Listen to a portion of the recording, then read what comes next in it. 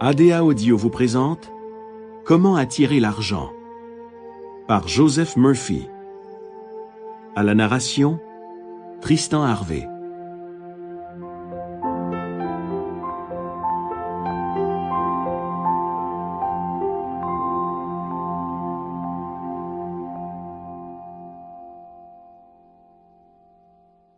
Vous avez le droit d'être riche. C'est votre droit d'être riche. Vous êtes ici pour vivre une vie de richesse, pour être heureux, rayonnant et libre. Par conséquent, vous devriez posséder tout l'argent dont vous avez besoin pour mener une vie riche, heureuse et prospère. Vous êtes ici pour croître, vous développer et vous épanouir, spirituellement, mentalement et matériellement.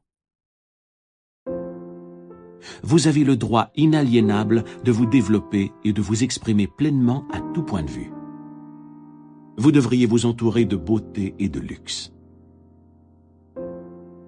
Pourquoi vous satisfaire de juste assez pour tenir le coup quand vous pouvez jouir des richesses de l'infini?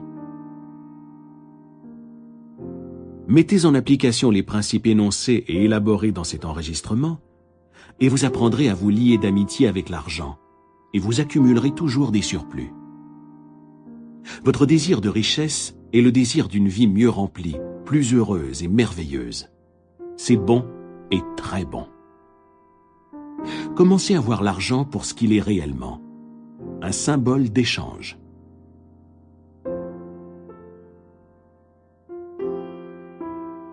Pour vous, cela veut dire vous libérer des convoitises. Cela signifie beauté, luxe, abondance et raffinement.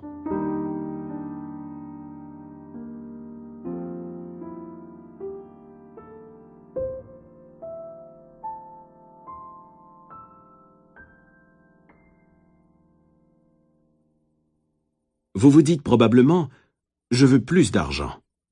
Je mérite un meilleur salaire. » Je crois que la plupart des gens sont inadéquatement rémunérés. Une des raisons qui font que les gens n'ont pas plus d'argent, c'est qu'ils le condamnent, en silence ou ouvertement. Ils parlent de sale fric, ou croient que l'amour de l'argent est la source de tout mal, etc. Une autre raison qui fait qu'ils ne s'enrichissent pas, c'est qu'ils ont un sentiment insidieux et inconscient que la pauvreté est une vertu. Ce modèle inconscient peut découler de l'éducation reçue dans la tendre enfance, des superstitions, ou encore être fondé sur une interprétation erronée des Écritures. L'argent est seulement un symbole. Au fil des siècles, il a pris de nombreuses formes comme monnaie d'échange. Sel, perles et babioles de toutes sortes. Autrefois, la richesse d'un homme dépendait du nombre de moutons ou de bœufs qu'il possédait. Il est beaucoup plus simple pour payer vos factures d'écrire un chèque que d'emporter un mouton. Dieu ne veut pas que vous viviez dans un taudis ou que vous mouriez de faim. Dieu veut que vous soyez heureux, prospères et que vous réussissiez. Dieu réussit toujours tout ce qu'il entreprend, qu'il fabrique une étoile ou un univers. Vous avez peut-être envie de faire un voyage autour du monde, d'étudier les arts dans un pays étranger, d'aller à l'université ou d'envoyer vos enfants dans une école supérieure. Vous souhaitez certainement les voir grandir dans un quartier charmant afin qu'ils puissent apprendre à apprécier la beauté, l'ordre, la symétrie et les proportions. Vous êtes né pour réussir, pour gagner, pour vaincre toutes les difficultés et pour développer tous vos talents à leur plein potentiel.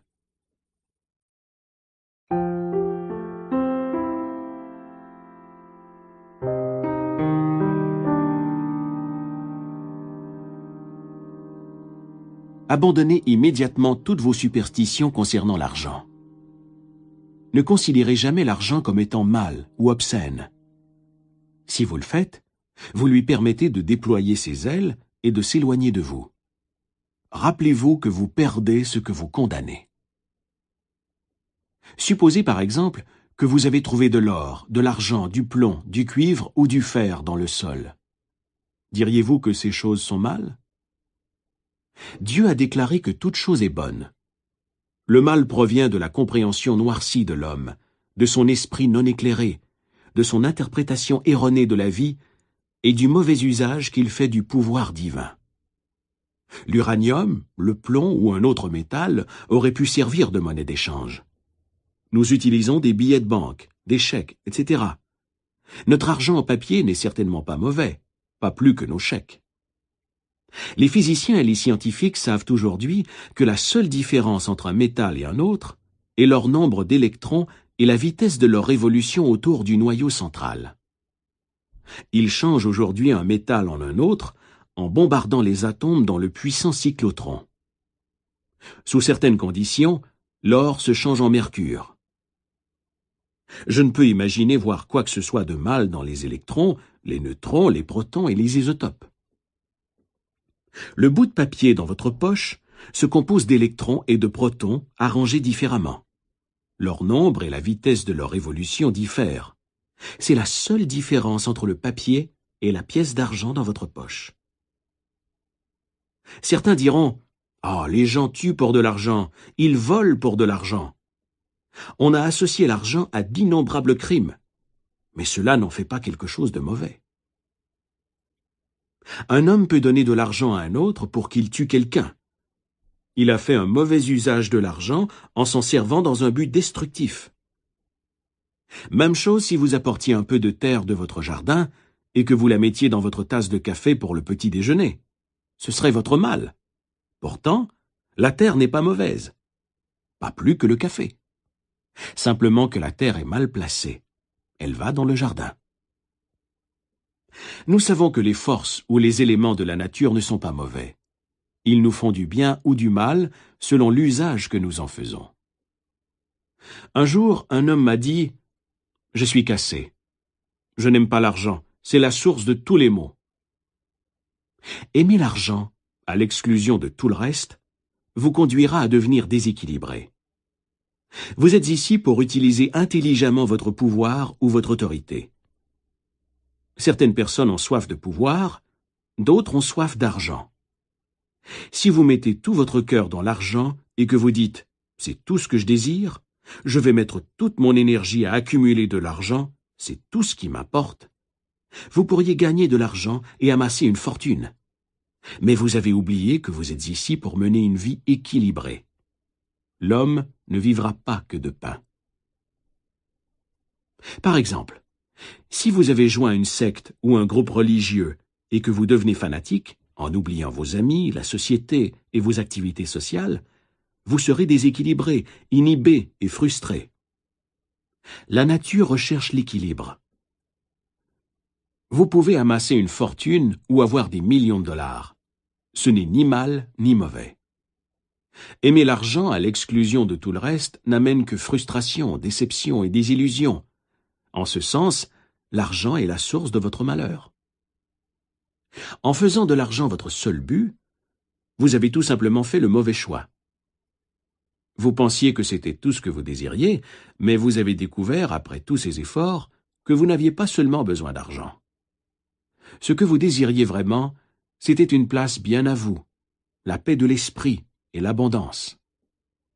Vous pourriez avoir 1 ou plusieurs millions si vous le vouliez, et avoir encore la paix de l'esprit, l'harmonie, une santé florissante et l'expression divine. Chacun veut suffisamment d'argent, et pas seulement ce qu'il faut pour vivre. On veut assez pour dépenser et économiser, et on devrait en avoir assez. Les envies, les désirs, les élans que nous avons envers la nourriture, les vêtements, les maisons, de meilleurs moyens de transport, d'expression, de procréation et d'abondance sont tous des cadeaux de Dieu, du divin, et bons. Mais nous pourrions mal diriger ces envies, ces désirs et ces élans, ce qui entraînerait dans nos vies des expériences mauvaises ou négatives.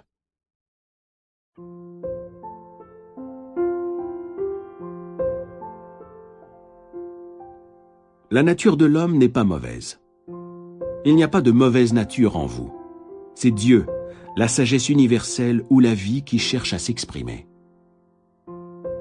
Par exemple, un garçon veut aller à l'université, mais il n'a pas assez d'argent. Il voit les garçons des voisins qui fréquentent l'université. Son désir grandit.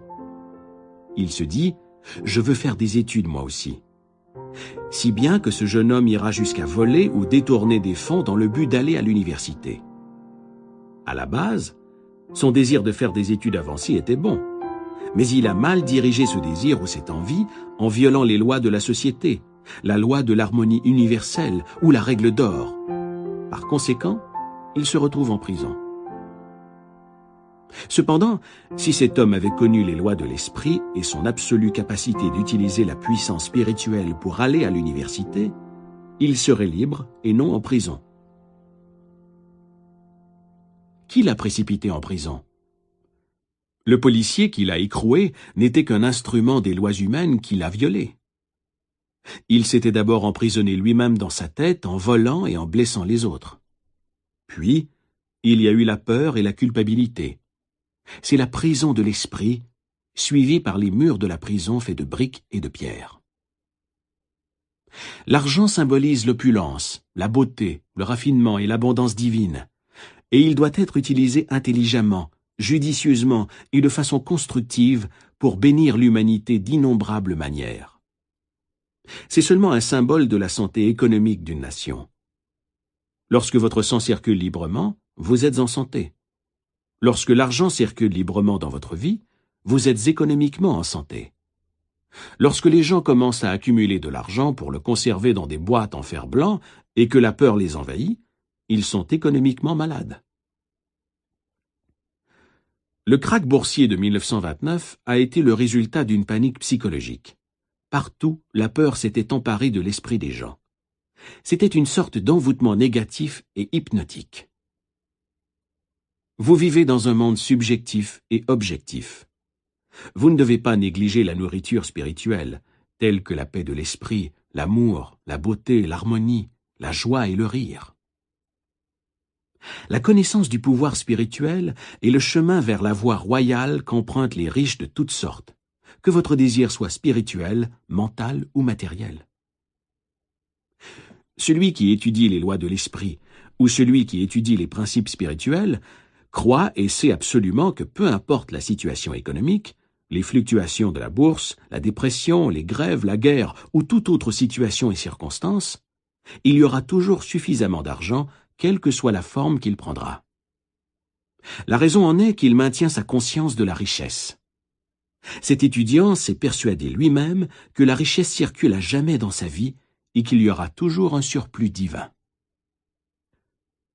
Si la guerre devait être déclarée demain et que tous les avoirs de cet étudiant perdaient leur valeur, comme ce fut le cas du mark allemand après la Seconde Guerre mondiale, il attirerait encore la richesse et s'en sortirait très bien, peu importe la forme que prendrait la nouvelle devise.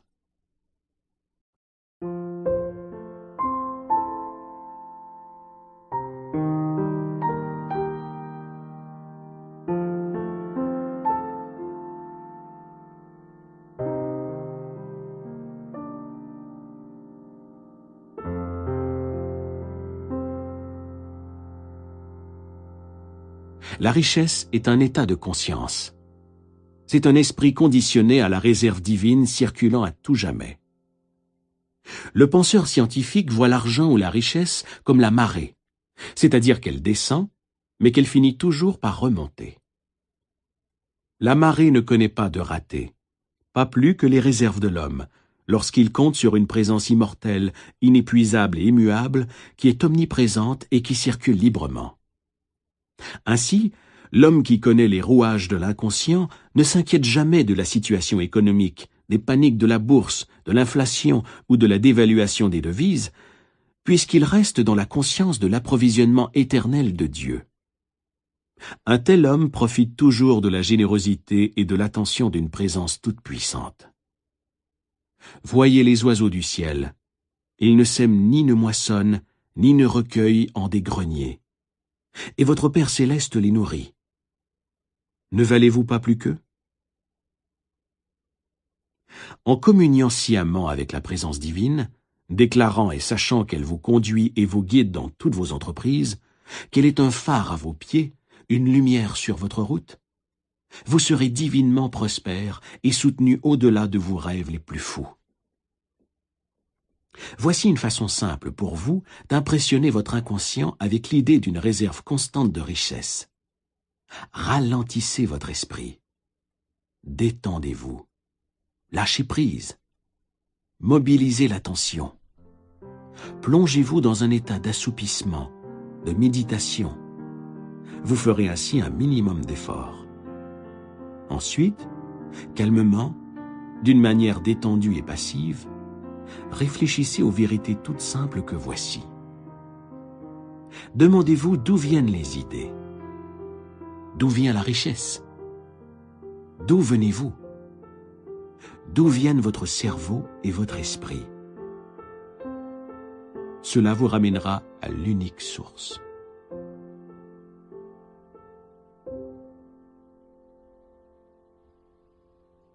Vous partez maintenant sur la base d'un travail spirituel. Cela ne froissera plus votre intelligence de réaliser que la richesse est un état d'esprit. Prenez cette phrase et répétez-la lentement pendant 4 ou 5 minutes, 3 ou 4 fois par jour. Dites-la calmement, en particulier avant de vous endormir. L'argent circule librement dans ma vie, à tout jamais, et il y a toujours un surplus divin. En le faisant régulièrement et systématiquement, vous communiquerez l'idée de la richesse au tréfonds de votre esprit, et vous développerez une conscience de la richesse. Cependant, une répétition mécanique ne réussira pas à forger en vous la conscience de la richesse. Éprouvez d'abord la vérité de ce que vous affirmez. Vous savez ce que vous êtes en train de faire et pourquoi vous le faites. Vous savez que votre moi profond est réceptif à ce que vous acceptez sciemment comme vrai. Au début, les gens qui vivent des difficultés financières n'arrivent à rien avec des affirmations telles que « je suis riche, je suis prospère, je réussis bien ». Au contraire, de telles affirmations peuvent faire en sorte que leur situation se détériore. La raison en est que l'inconscient n'accepte que ce qui domine de 2 idées, ou encore l'impression ou le sentiment prédominant. Lorsqu'ils disent « je suis prospère », leur sentiment de manque grandit, et quelque chose au fond d'eux réplique « non, tu n'es pas prospère, tu n'as pas le sou ». Le sentiment de manque domine, de sorte que chaque affirmation ravive l'idée de manque, et ils sont encore plus en manque. Les débutants peuvent surmonter ce problème avec une affirmation qui ralliera le conscient et l'inconscient. Ainsi, il n'y aura pas de contradiction. Notre inconscient accepte nos croyances, nos sentiments, nos convictions, et ce que nous acceptons sciemment comme la vérité. Par exemple, si un vendeur n'a que 10 sous dans sa poche, il lui sera facile d'accepter l'idée qu'il pourrait en avoir davantage demain. S'il vend une paire de chaussures le lendemain, rien en son fort intérieur ne lui dit que ses ventes ne pourront pas augmenter. Il pourrait utiliser des affirmations comme « mes ventes augmentent chaque jour »,« je persévère et je vais de l'avant ». Il constaterait alors que ces phrases sont psychologiquement sensées et acceptables dans son esprit, et elles produiraient le résultat escompté. Les élèves spirituellement avancés, qui disent calmement, sciemment et avec conviction « je suis prospère », je réussis bien, je suis riche, obtiennent eux aussi de merveilleux résultats. Pourquoi est-ce le cas? Lorsqu'ils pensent, sentent et disent « je suis prospère », ils veulent dire que Dieu est abondance et richesse infinie, et ce qui est vrai de Dieu l'est aussi d'eux-mêmes. Lorsqu'ils disent « je suis riche », ils savent que Dieu est une réserve sans fin, un trésor inépuisable, et que ce qui est vrai de Dieu est conséquemment vrai d'eux-mêmes, puisque Dieu est en eux. De nombreuses personnes obtiennent des résultats extraordinaires en s'appuyant sur 3 notions abstraites telles que la santé, la richesse et la réussite. La santé est une réalité divine ou une qualité de Dieu. La richesse vient de Dieu. Elle est éternelle et infinie. La réussite vient de Dieu. Dieu réussit toujours ce qu'il entreprend. Ces personnes produisent alors des résultats remarquables en se tenant devant le miroir et en répétant pendant 5 ou 10 minutes « santé, richesse, réussite ». Elles ne disent pas « je suis en santé » ou « je réussis bien ». Elles ne créent donc pas d'opposition dans leur esprit. Elles sont calmes et détendues, de sorte que l'esprit est réceptif et passif. Ensuite, elle répète ces mots. Il s'ensuit des résultats étonnants. Elles ne font que s'identifier à des vérités éternelles, immuables et intemporelles. Vous pouvez développer votre conscience de la richesse. Mettez en application les principes énoncés et élaborés dans cet enregistrement, et votre désert mental se réjouira et s'épanouira telle une rose. En Australie, il y a quelques années, j'ai travaillé avec un jeune homme qui voulait devenir médecin et chirurgien. Mais il était sans le sou. Il n'avait même pas son diplôme du secondaire. Pour payer ses dépenses personnelles, il faisait le ménage dans des bureaux de médecins, lavait les vitres et faisait toutes sortes de petits boulots. Il m'a raconté que chaque soir avant de s'endormir, il voyait un diplôme avec son nom écrit en grosses lettres sur le mur. Il lavait et faisait briller les diplômes dans le centre hospitalier où il travaillait. C'était facile pour lui de graver des diplômes dans sa tête et de visualiser le sien par la suite. J'ignore combien de temps il a continué sa visualisation, mais cela a sans doute duré des mois, et sa persévérance a porté fruit. Un médecin s'est pris d'amitié pour ce jeune homme et, après l'avoir formé à l'art de la stérilisation des instruments médicaux, à l'administration d'injections hypodermiques et à d'autres techniques de premiers soins, il l'a pris comme assistant médical. Ensuite, ce médecin l'a envoyé au collège, puis à l'université, à ses frais. Aujourd'hui, cet homme est devenu un éminent médecin à Montréal, au Canada. Il avait un rêve, une image claire dans sa tête. Sa richesse était dans sa tête. La richesse est votre idée, votre désir, votre talent, votre besoin de servir, votre capacité de donner à l'humanité, votre habileté à être utile à la société, et votre amour de l'humanité en général. Ce jeune homme a fait inconsciemment appel à une grande loi. L'auteur Thomas Troward a un jour écrit « Ayant vu la fin, vous avez désiré les moyens d'accomplir cette fin. » Cette fin, dans le cas de ce jeune homme, était de devenir médecin. Imaginer, voir et sentir la réalité d'être un médecin maintenant, vivre avec cette idée, la soutenir et la nourrir, et l'aimer jusqu'à ce que, grâce à son imagination, elle pénètre les couches de son inconscient, devienne une conviction, et pave le chemin de l'accomplissement de ses rêves. Il aurait pu dire « Je n'ai pas fait d'études. Je ne connais pas les bonnes personnes. Je suis trop vieux maintenant pour retourner aux études. Je n'ai pas d'argent. Cela me prendrait des années, et je ne suis pas intelligent. » Il aurait été vaincu avant de commencer. Sa richesse était dans l'usage qu'il a fait de la puissance spirituelle qui est en lui et qui a réagi à sa pensée.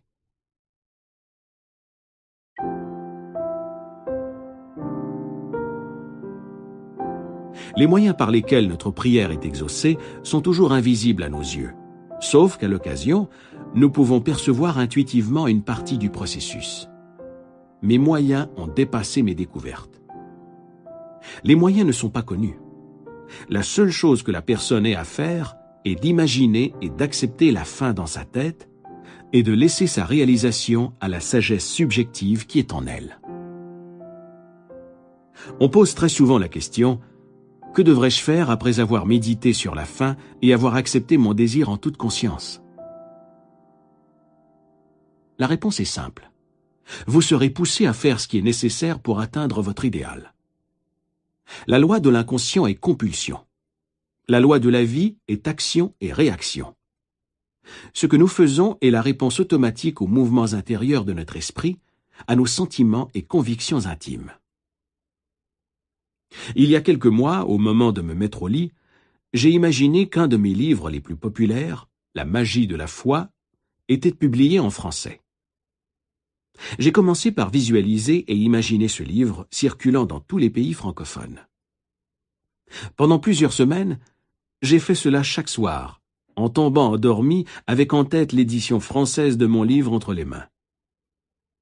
Juste avant Noël de cette année-là, j'ai reçu une lettre d'un important éditeur parisien, accompagné d'un contrat en bonne et due forme, qui me demandait de signer afin de l'autoriser à publier et à promouvoir l'édition française de La magie de la foi dans toute la francophonie. Vous pourriez me demander ce que j'ai fait pour que mon livre soit publié après ma prière. Il faudrait que je vous réponde « rien ». La sagesse subjective a pris le relais. Elle n'a fait que laisser ma prière faire son chemin, ce qui était de loin la meilleure méthode que j'aurais pu sciemment concevoir. Tous nos mouvements et actions extérieures suivent les mouvements intérieurs de l'esprit. L'action intérieure précède toute action extérieure. Quels que soient les pas que vous faites physiquement ou ce que vous semblez faire objectivement, tout cela fera partie d'un schéma qui vous a été imposé. Le fait d'accepter la fin vous donne les moyens d'y arriver. Croyez que vous l'avez dès maintenant et vous l'obtiendrez. Nous devons cesser de nier notre bien. Rendez-vous compte que la seule chose qui nous empêche d'accéder aux richesses qui nous entourent, c'est notre attitude mentale ou notre façon de regarder Dieu, la vie et le monde en général. Sachez, croyez et agissez dans l'hypothèse positive qu'il n'y a pas de raison de ne pas avoir, de ne pas être ou de ne pas faire tout ce dont vous rêvez, suivant les grandes lois de Dieu. La connaissance du fonctionnement de votre esprit est votre sauveur et votre rédempteur. Les pensées et sentiments sont votre destinée. Vous possédez toutes choses par droit de conscience. La conscience de la santé produit la santé. La conscience de la richesse produit la richesse. Le monde semble nier ou s'opposer à ce pourquoi vous priez. Parfois, vos sens se moquent et rient de vous. Si vous dites à un ami que vous démarrez une nouvelle entreprise, il pourrait vous énumérer toutes les raisons qui vous condamnent à l'échec. Si vous êtes sensible à ces prédictions hypnotiques, il pourrait introduire la peur de l'échec dans votre esprit. En prenant conscience du pouvoir spirituel qui est un et indivisible et qui réagit à vos pensées, vous rejetterez l'obscurantisme et l'ignorance du monde et saurez que vous possédez tous les outils, le pouvoir et le savoir pour réussir. Pour emprunter la voie royale de la richesse, vous ne devez pas semer d'obstacles ou d'embûches sur la route des autres, pas plus que vous ne devriez être jaloux ou envieux d'autrui. En fait, lorsque vous entretenez ces états d'esprit négatifs, vous vous blessez, vous vous faites du mal, parce que vous le pensez et le ressentez.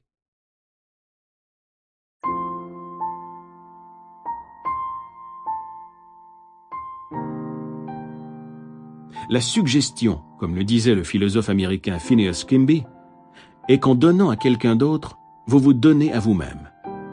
C'est pour cette raison que la règle d'or est une loi divine et universelle.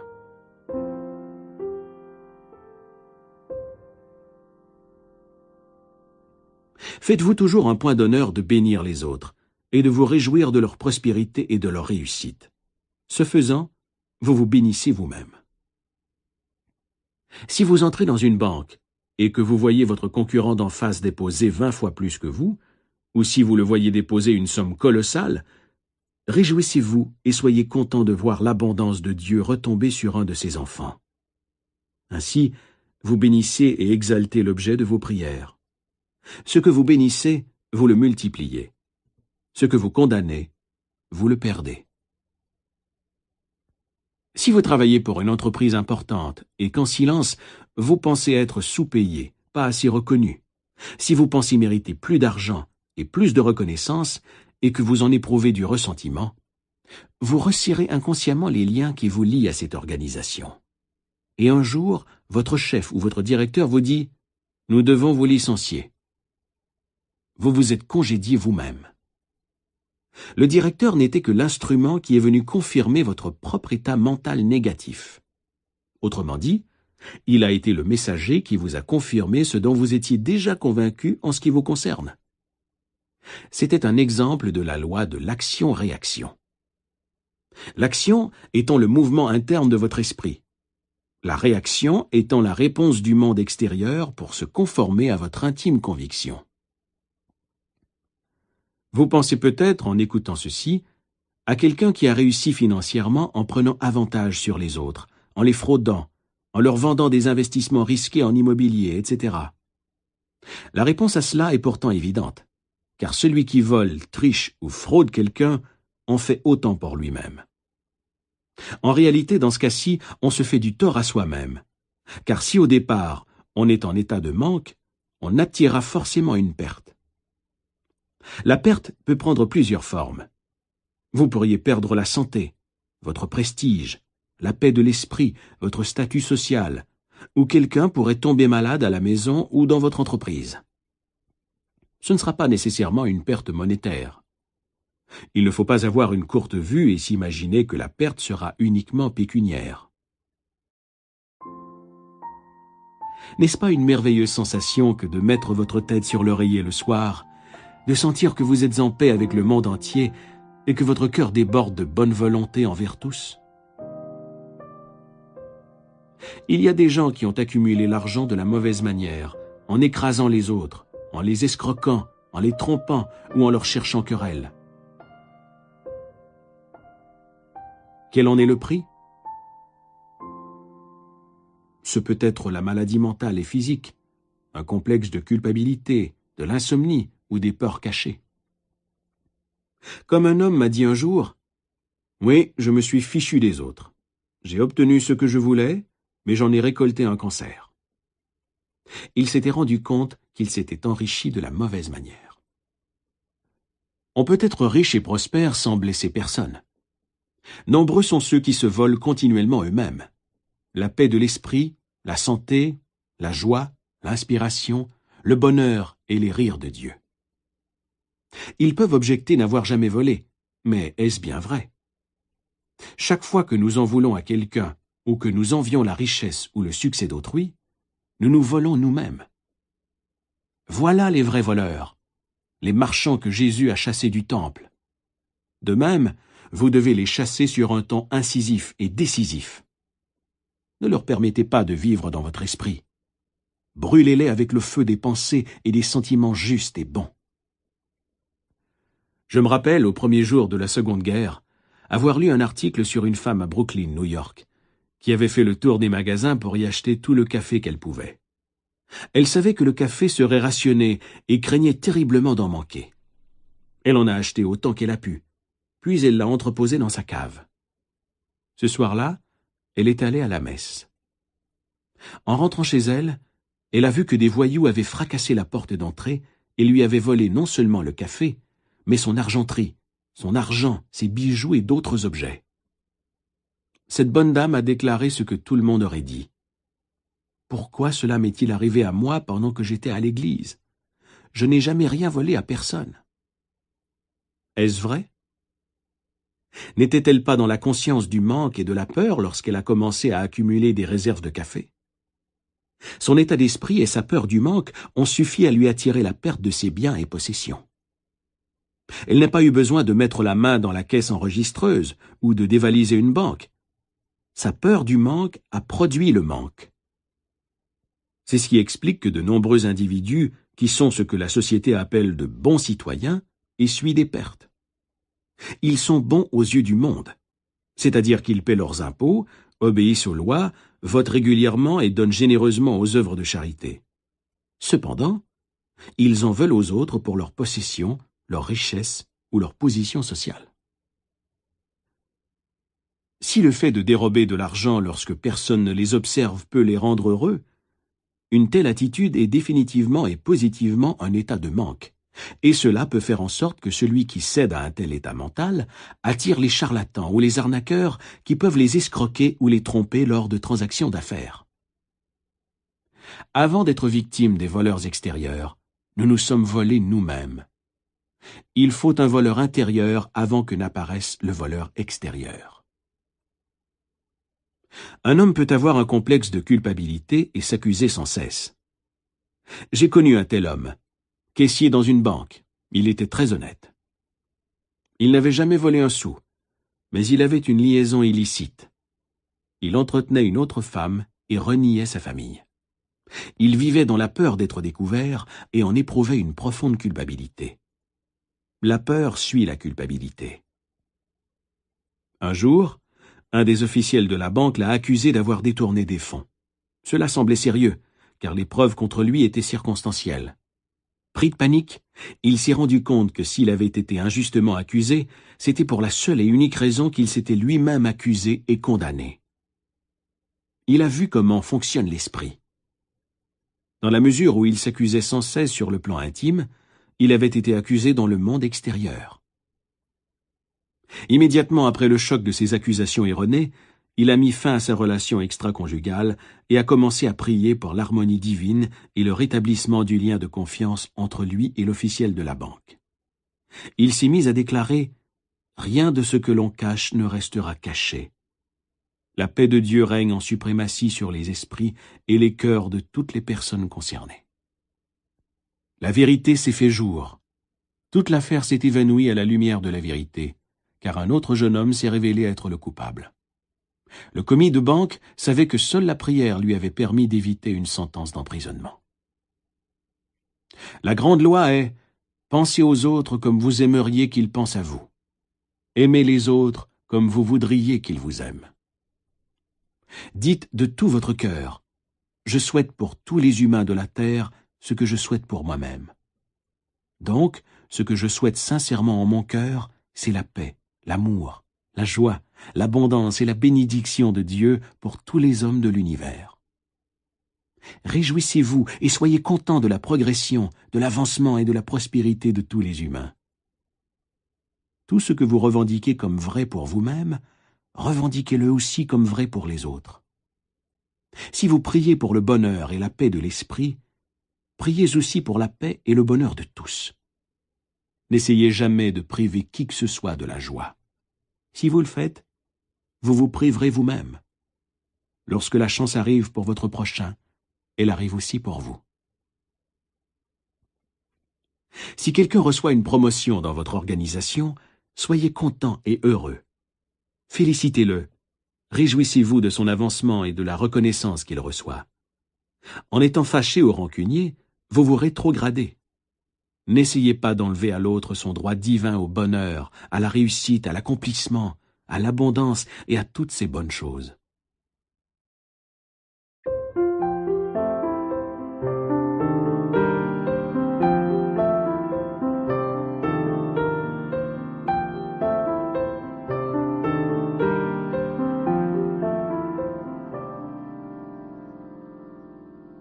Jésus a dit « Amassez-vous des trésors dans le ciel, là, point de mythe ni de verre qui consume, point de voleur qui perfore et cambriole.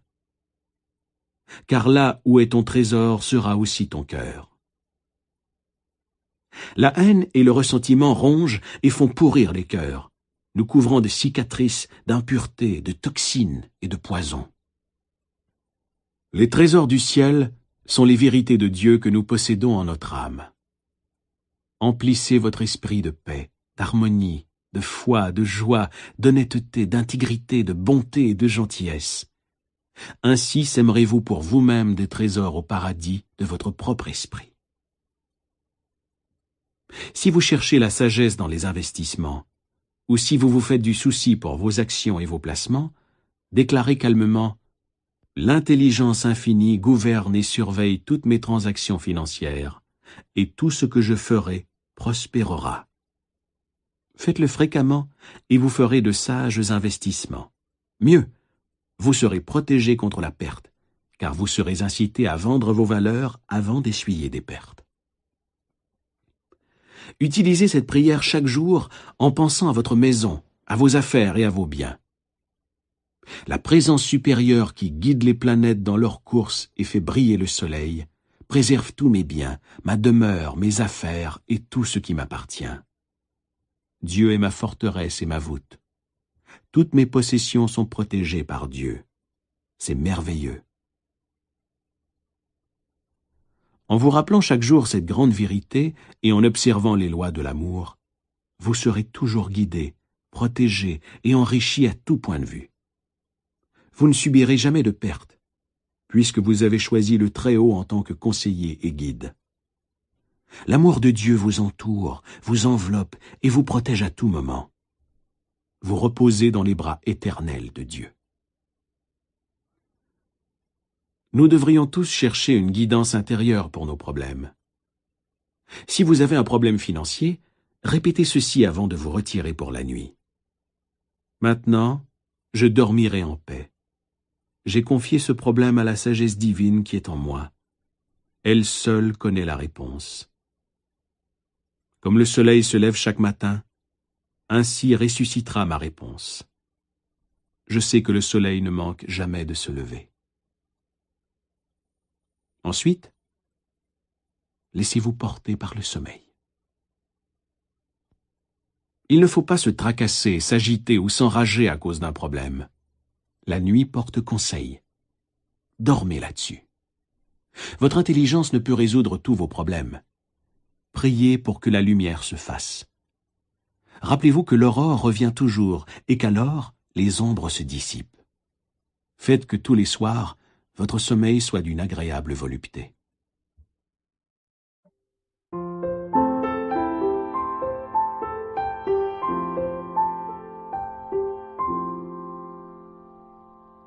Vous n'êtes pas victime des circonstances, mais vous croyez l'être.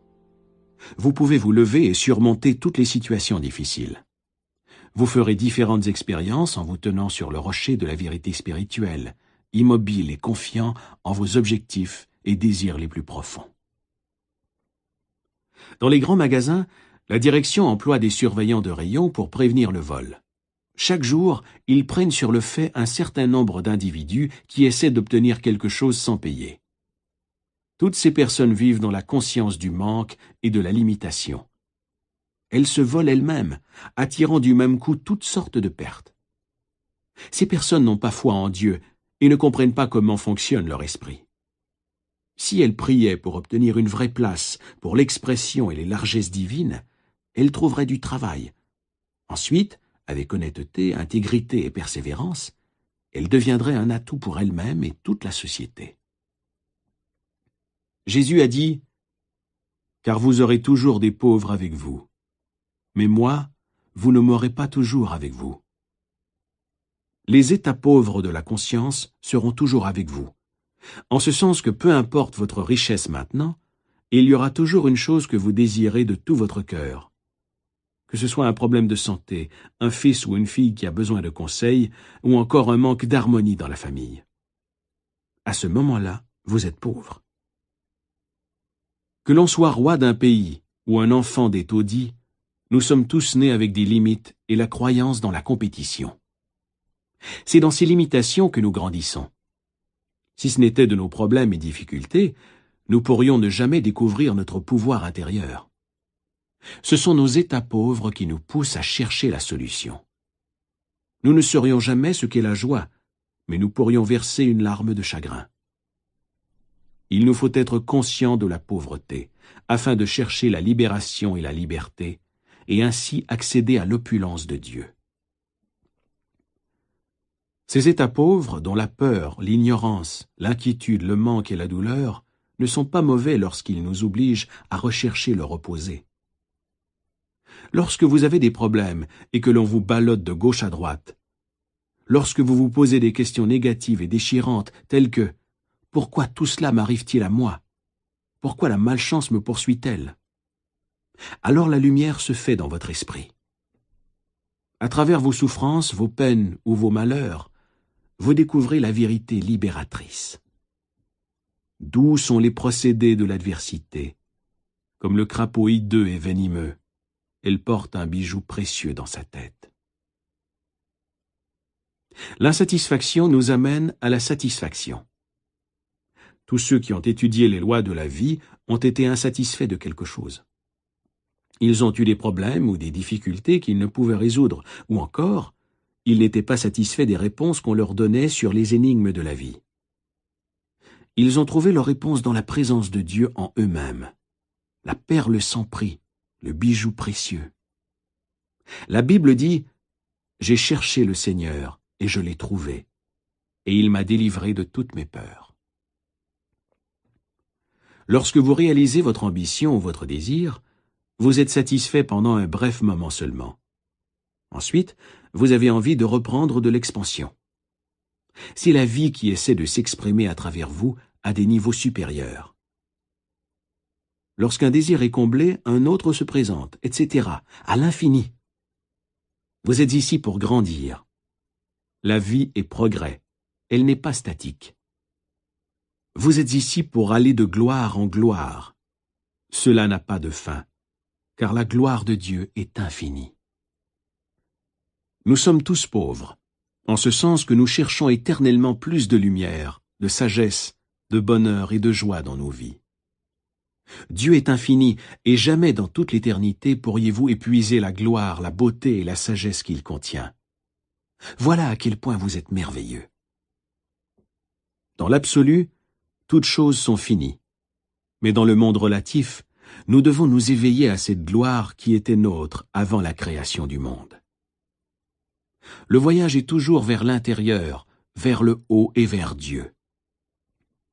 C'est vraiment un processus d'éveil où vous vous rendez compte que la création est finie. Lorsque vous savez que Dieu n'a pas à apprendre, à grandir, à s'étendre ou à se déployer, vous commencez à vous éveiller peu à peu du rêve de la limitation, et vous prenez vie en Dieu. Lorsque les écailles de la peur, de l'ignorance, de la mégalomanie et de l'hypnose de masse vous tombent des yeux, vous commencez à voir comme Dieu voit. Les points d'aveuglement disparaissent. Vous commencez à voir le monde tel que Dieu l'a créé, car c'est avec les yeux de Dieu que l'on commence à voir. À présent, vous dites « Voyez, le royaume des cieux est à portée de main. » Nourrissez le pauvre en vous. Habillez les idées nues et donnez-leur forme en croyant à la réalité de l'idée, en faisant confiance au grand artisan intérieur pour lui donner forme et l'objectiver. Maintenant, votre monde s'incarnera. Lorsque vous avez faim, vous cherchez de la nourriture. Lorsque vous êtes inquiet, vous cherchez l'apaisement. Lorsque vous êtes malade, vous cherchez la santé. Lorsque vous êtes faible, vous cherchez la force. Votre désir de prospérité est la voix de Dieu en vous qui vous dit que l'abondance est vôtre. Ainsi, dans votre état de pauvreté, vous trouvez la force de grandir, de croître, de vous développer, d'accomplir et de réaliser vos désirs. Une douleur dans l'épaule est une bénédiction déguisée. Elle vous dit d'abord de faire quelque chose pour la soulager.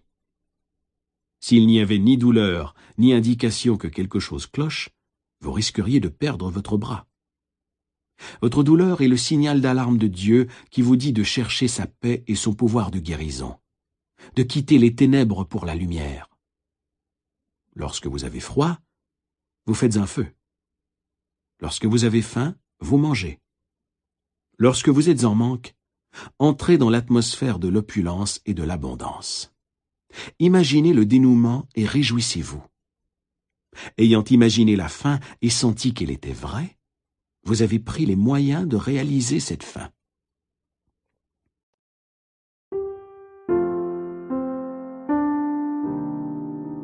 Lorsque vous avez peur et que vous êtes inquiet, nourrissez votre esprit des grandes vérités divines qui ont passé le test du temps et qui dureront éternellement. Vous pouvez trouver le réconfort en méditant sur les grands psaumes. Par exemple, « Le Seigneur est mon berger, rien ne saurait me manquer. Dieu est mon refuge, mon sauveur, de qui aurais-je peur? Dieu est une aide toujours présente en période de bouleversement. Mon Dieu, en lui je mets toute ma confiance. Il me couvrira de ses plumes, et sous ses ailes je reposerai. Un seul homme avec Dieu est une majorité. Si Dieu est avec moi, qui sera contre moi? Tout ce que je fais par le Christ me renforce. Laissez les vibrations de guérison de ces vérités pénétrer votre esprit et votre cœur. Grâce à ce processus de méditation, vous expulserez de votre esprit tous vos doutes, vos inquiétudes et vos peurs. Retenez une autre grande vérité spirituelle. Un cœur joyeux donne une mine joyeuse. Un cœur joyeux est un banquet sans fin. Un cœur joyeux agit comme un remède. Un esprit brisé assèche les eaux. Je t'invite donc à te rappeler que tu nourris le don de Dieu en toi. Commencez maintenant à nourrir le don de Dieu en rejetant complètement l'évidence des sens, la tyrannie et le despotisme de la mégalomanie, et en accordant une complète reconnaissance au pouvoir spirituel en vous comme étant la seule cause, le seul pouvoir et l'unique présence. Sachez qu'il s'agit d'un pouvoir réceptif et bénéfique. Attirez-le auprès de vous, et il ne sera pas attiré loin de vous. Adressez-vous à lui avec dévotion, assurance, confiance et amour.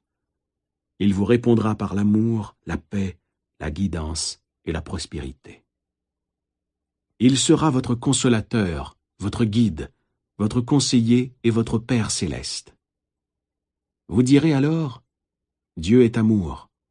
Je l'ai trouvé, et il m'a vraiment délivré de toutes mes peurs. » Mieux, vous vous retrouverez dans de verts pâturages où vous, l'abondance et toutes les richesses de Dieu circuleront librement à travers vous.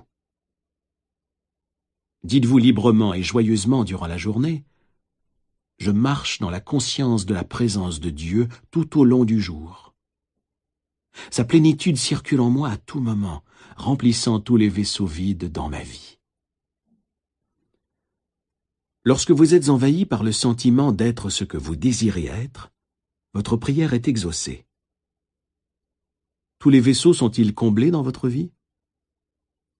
Cherchez sous santé, richesse, amour et expression. Êtes-vous pleinement satisfait à tous les niveaux? Manque-t-il quelque chose dans un de ces 4 domaines? Tout ce que vous cherchez, peu importe quoi, fait partie de l'une de ces classifications. Si vous dites « Je veux seulement la vérité ou la sagesse », vous exprimez le désir de tous les hommes partout sur la terre. C'est tout ce que chacun veut, même si il ou elle l'exprime différemment. La vérité ou la sagesse est le plus grand désir de tous les hommes. Il apparaît sous la classification expression. Et vous voulez exprimer Dieu de plus en plus, ici et maintenant. À travers vos manques, vos limitations et vos problèmes, vous grandissez dans la lumière de Dieu et vous vous découvrez vous-même. Il n'existe aucun autre moyen de vous découvrir vous-même. Si vous n'aviez pas de façon d'utiliser vos pouvoirs, jamais vous ne pourriez vous découvrir, pas plus que vous ne pourriez en déduire une loi vous gouvernant. Si vous étiez contraint à être bon ou contraint à aimer, ce ne serait pas de l'amour. Vous ne seriez qu'un automate. Vous êtes libre d'aimer, parce que vous pouvez donner l'amour ou le conserver. Si vous étiez contraint d'aimer, il n'y aurait pas d'amour. N'êtes-vous pas flatté lorsqu'une personne vous dit qu'elle vous aime et vous veut? Elle vous a choisi entre tous. Elle n'est pas obligée de vous aimer. Si elle était forcée de vous aimer, vous ne seriez ni flatté ni heureux de cela. Vous êtes libre d'être un meurtrier ou une bonne personne. C'est la raison pour laquelle nous faisons l'éloge d'hommes comme Lincoln et d'autres. Ils ont décidé de choisir le bien. Nous saluons leur choix. Si nous croyons que les circonstances, les situations, les événements, l'âge, la race, l'éducation religieuse ou le milieu dans lequel nous avons grandi peuvent exclure la possibilité de réussir une vie heureuse et prospère, alors nous sommes des imposteurs. Tout ce qu'il faut pour exprimer le bonheur et la prospérité, c'est de se sentir heureux et prospère. Le sentiment de la richesse produit la richesse. Nos états de conscience se manifestent. Voilà pourquoi on dit que toutes ces choses qui se sont présentées à moi ne sont que des imposteurs. Le sentiment est la loi, et la loi est sentiment. Votre désir de prospérité est réellement la promesse de Dieu vous disant que ces richesses vous appartiennent. Acceptez cette promesse sans aucune restriction mentale. Kimby comparait la prière à un avocat plaidant une cause devant un juge. Cet enseignant des lois de l'esprit disait pouvoir prouver que le prévenu n'était pas coupable, mais qu'il était victime de mensonges et de croyances erronées. Vous êtes le juge. Vous rendez votre propre verdict. Puis, vous êtes libéré. Toutes les pensées négatives concernant le manque, la pauvreté et l'échec sont erronés. Ce ne sont que mensonges sans aucune preuve à l'appui. Vous savez qu'il n'y a qu'une puissance spirituelle, qu'une cause primale, et par conséquent, vous cessez de donner du pouvoir aux situations, aux circonstances et aux opinions des hommes. Donnez tout le pouvoir au pouvoir spirituel qui est en vous, sachant qu'il répondra à votre idée d'abondance et de prospérité. La reconnaissance de la suprématie de l'esprit intérieur et le pouvoir de votre propre pensée ou image mentale sont la voie de l'opulence, de la liberté et de réserve inépuisables. Acceptez une vie d'abondance dans votre esprit. Votre acceptation mentale et vos espoirs de richesse ont leurs mathématiques propres et leur propre mécanisme pour s'exprimer. En entrant dans une ère d'opulence, toutes les choses indispensables à une vie riche finiront par passer. Vous êtes maintenant le juge arrêtant une décision dans la salle du tribunal de votre esprit. Comme Quimby, vous avez apporté une preuve indiscutable, montrant comment les lois de votre esprit fonctionnent, et vous êtes désormais délivré de la peur.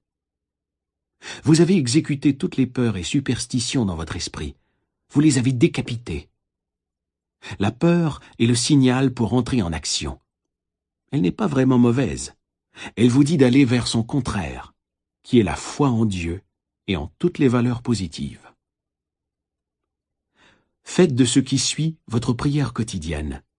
Inscrivez-la dans votre cœur. Dieu est la source de mes réserves. Ces réserves sont désormais mes réserves.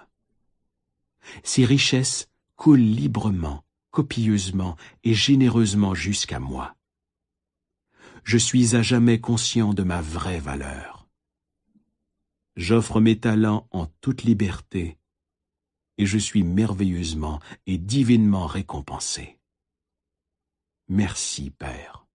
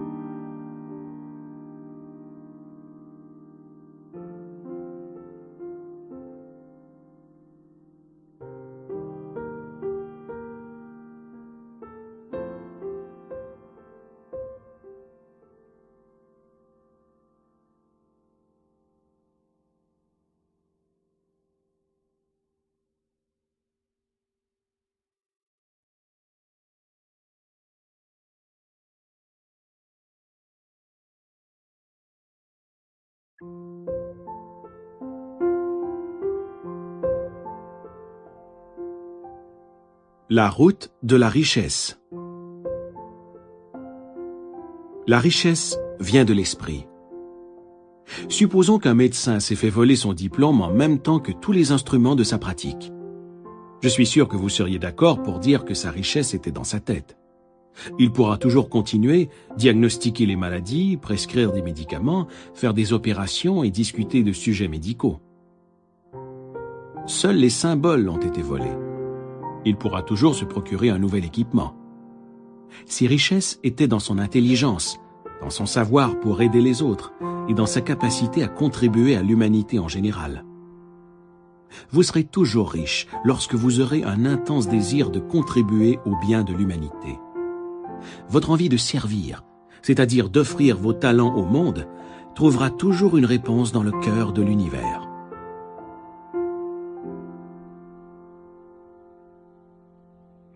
J'ai connu un homme à New York durant la crise financière de 1929, qui avait tout perdu, dont sa maison et les épargnes de toute une vie. Je l'ai rencontré après une conférence que j'avais donnée dans un des hôtels de la ville. Voici ce qu'il m'a dit. « J'ai tout perdu. J'avais fait $1 million en 4 ans. Je le referai. Tout ce que j'ai perdu, c'est un symbole. Je peux encore attirer le symbole de la richesse, tout comme le miel attire les mouches. J'ai suivi la carrière de cet homme pendant de nombreuses années afin de découvrir le secret de sa réussite. Ce secret pourrait vous sembler étrange, bien qu'il soit très ancien, mais il était simple au fond. Changer l'eau en vin. Il avait lu ce passage dans la Bible, et il savait que c'était la réponse à la santé parfaite, au bonheur, à la paix de l'esprit et à la prospérité. Dans la Bible, le vin signifie toujours la concrétisation de vos désirs, de vos envies, de vos plans, de vos rêves, de vos propositions, etc. Autrement dit, ce sont les choses que vous désirez accomplir, réussir et mener à bon port.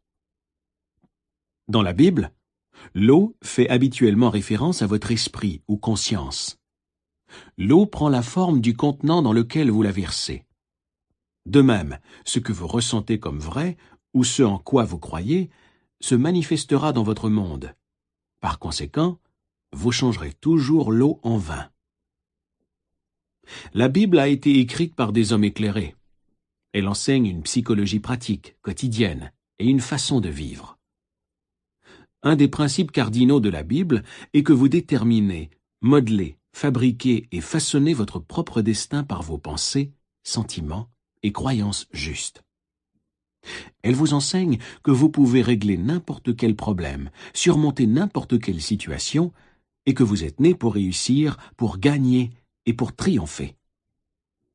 Pour découvrir la voie royale de la richesse et recevoir la force et l'assurance nécessaires pour avancer dans la vie, vous devez cesser d'aborder la Bible de façon traditionnelle. Cet homme dont nous avons parlé et qui traversait une crise financière avait l'habitude de se dire à lui-même les jours où il n'avait plus un sou « Je peux changer l'eau en vin ».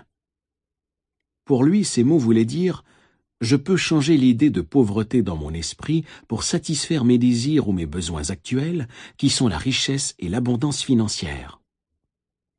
Cet homme est allé travailler comme vendeur pour une entreprise de produits chimiques.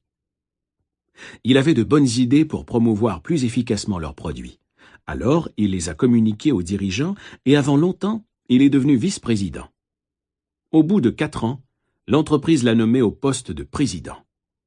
Son attitude mentale avait toujours été « Je peux changer l'eau en vin ». Regardez l'histoire de l'eau changée en vin dans l'Évangile de Jean sous un angle figuratif. Et dites-vous à vous-même ce que ce vendeur de produits chimiques se disait. Je peux rendre mes idées, mes envies, mes rêves et mes désirs visibles parce que j'ai découvert une loi simple et universelle de l'esprit. La loi dont il a fait la démonstration est la loi de l'action et réaction. Ce qui veut dire que votre monde extérieur, votre corps, vos circonstances, votre milieu et votre statut financier sont toujours le reflet parfait de vos pensées, croyances, sentiments et convictions intimes. Ceci étant vrai, vous pouvez maintenant changer votre modèle intérieur de pensée en insistant sur l'idée de réussite, de richesse et de paix de l'esprit. En occupant votre esprit avec ces concepts, ces idées s'insinueront graduellement dans votre mentalité, comme les graines que l'on plante dans le sol. Comme toutes les graines produisent leur espèce, ainsi vos pensées et sentiments habituels entraîneront-ils la prospérité, la réussite et la paix de l'esprit. La sage réflexion est suivie par la bonne action.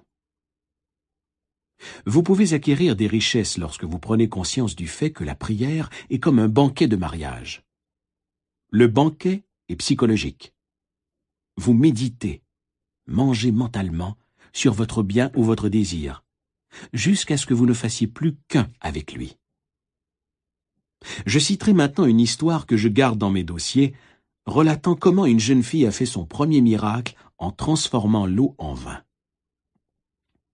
Elle avait un très beau salon de coiffure. Sa mère est tombée malade, et elle a dû lui consacrer beaucoup de son temps, négligeant par le fait même sa petite entreprise. Durant son absence, 2 de ses employés ont détourné des fonds. Elle a été obligée de déclarer faillite, a perdu sa maison et s'est retrouvée avec une dette énorme. Elle n'arrivait plus à payer les factures d'hôpital pour sa mère, et elle s'est retrouvée au chômage. J'ai expliqué à cette jeune femme la formule magique de changer l'eau en vin. Je lui ai clairement fait comprendre que le vin signifiait la réponse à ses prières ou l'objectivation de son idéal. Elle était en brouille avec le monde extérieur. Elle disait « Voyez les faits, j'ai tout perdu, le monde est cruel. Je ne peux pas payer mes factures. Je ne prie pas car j'ai perdu espoir. » Elle était tellement absorbée et captive de son monde matériel qu'elle en oubliait complètement la cause intérieure de sa situation. Tandis que nous discutions, elle a commencé à comprendre qu'elle devait absolument résoudre cette brouille dans sa tête. Peu importe la nature de votre désir ou de votre idéal, à l'écoute de ce livre, vous trouverez aussi des pensées ou des idées qui y sont opposées dans votre esprit. Par exemple, votre désir pourrait aller vers la santé. Il se peut qu'il y ait plusieurs pensées du même genre dans votre esprit simultanément. Je ne peux pas guérir, j'ai essayé, mais cela ne donne rien, mon état se détériore. Je n'en connais pas assez long sur la guérison spirituelle par l'esprit. Pendant que vous vous examinez, votre esprit ne livre-t-il pas une lutte féroce?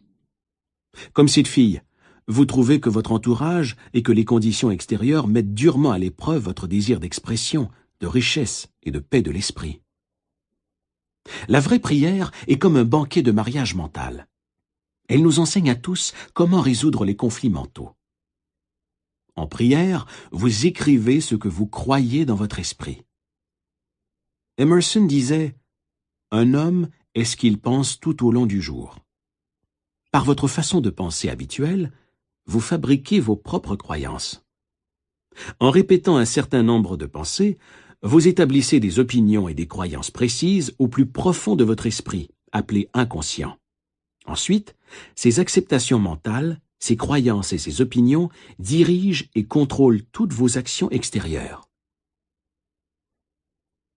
Comprendre ce principe et commencer à le mettre en pratique constitue la première étape pour changer l'eau en vin, ou pour changer le manque et la limitation en abondance et en opulence. L'homme qui n'est pas conscient de ses propres pouvoirs spirituels intimes est par conséquent sujet à l'ambition excessive, au manque et aux limitations. Ouvrez votre Bible maintenant et faites votre premier miracle comme l'a fait la propriétaire de ce salon de coiffure. Vous pouvez le faire.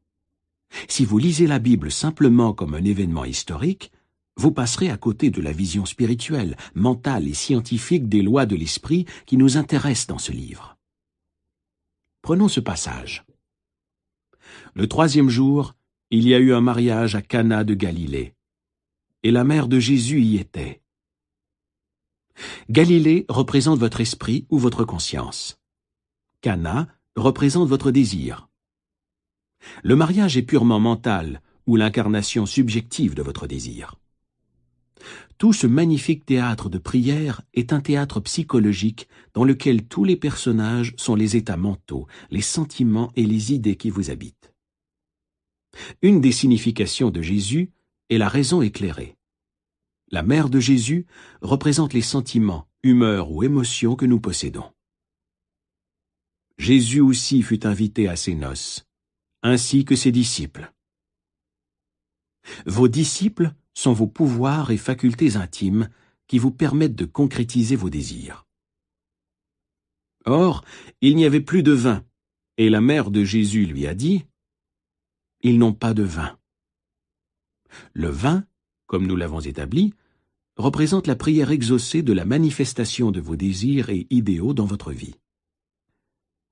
Vous pouvez maintenant voir cela comme une scène quotidienne se déroulant dans votre vie. Lorsque vous désirez accomplir quelque chose comme l'a fait cette jeune femme, en l'occurrence trouver du travail, de l'argent et une manière de résoudre un problème, il vous vient des suggestions de manque du genre « il n'y a pas d'espoir ». C'est la voix du monde extérieur qui vous dit « ils n'ont pas de vin » ou « regardez les faits ». C'est votre sentiment de manque, de limitation ou de résignation qui parle. Comment relevez-vous le défi de la situation et des circonstances? À partir de maintenant, vous commencez à comprendre les lois de l'esprit qui vont comme suit. Comme je le pense et le ressens en moi, ainsi est mon monde extérieur, c'est-à-dire mon corps, mes finances, mon milieu de vie, ma position sociale et toutes les phases de mes relations extérieures au monde et aux hommes. Vos gestes et vos images internes et mentales gouvernent, contrôlent et dirigent le monde extérieur dans votre vie.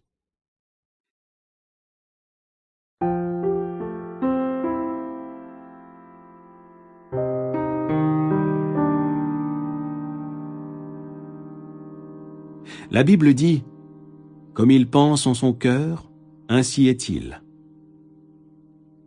Le mot « cœur » est un terme chaldéen, signifiant l'inconscient. En d'autres termes, votre pensée peut atteindre des niveaux de subjectivité en éveillant le pouvoir de votre moi subliminal. La pensée et les sentiments sont votre destin. La pensée chargée de sentiments et d'intérêts est toujours subjectivité et se manifeste dans votre monde. La prière est un mariage de la pensée et des sentiments ou de vos idées et de vos émotions. C'est ce que représente le banquet de mariage. Toute idée ou tout désir de l'esprit ressenti comme vrai finit par passer, qu'il soit bon, mauvais ou indifférent. Le fait de connaître la règle selon laquelle ce que vous exprimerez, manifesterez ou vivrez dans le monde extérieur est ce que vous imaginez et ressentez dans votre esprit vous permet de commencer à discipliner votre esprit. Lorsque la suggestion du manque, de la peur, du doute ou du désespoir, ne plus avoir de vin, vous vient à l'esprit, rejetez-la immédiatement mentalement en focalisant aussitôt votre attention sur la prière exaucée ou sur l'accomplissement de votre désir. Les phrases que Jean reproduit dans la Bible, « Mon heure n'est pas encore venue » et « Que me veux-tu, femme ?» sont des expressions orientales figuratives et idiomatiques. Si nous paraphrasons ces citations, la femme signifie le sentiment négatif dans lequel vous vous complaisez. Ces suggestions négatives n'ont pas de pouvoir ou de réalité, parce que rien ne vient les appuyer. Une suggestion de manque n'a aucun pouvoir. Le pouvoir réside dans vos propres pensées et sentiments. Qu'est-ce que Dieu veut dire pour vous? Dieu est le nom donné à l'unique puissance spirituelle. Dieu est l'unique source invisible d'où proviennent toutes choses. Lorsque vos pensées sont constructives et harmonieuses, le pouvoir spirituel, en réponse à vos pensées, circule harmonieusement, sainement et abondamment.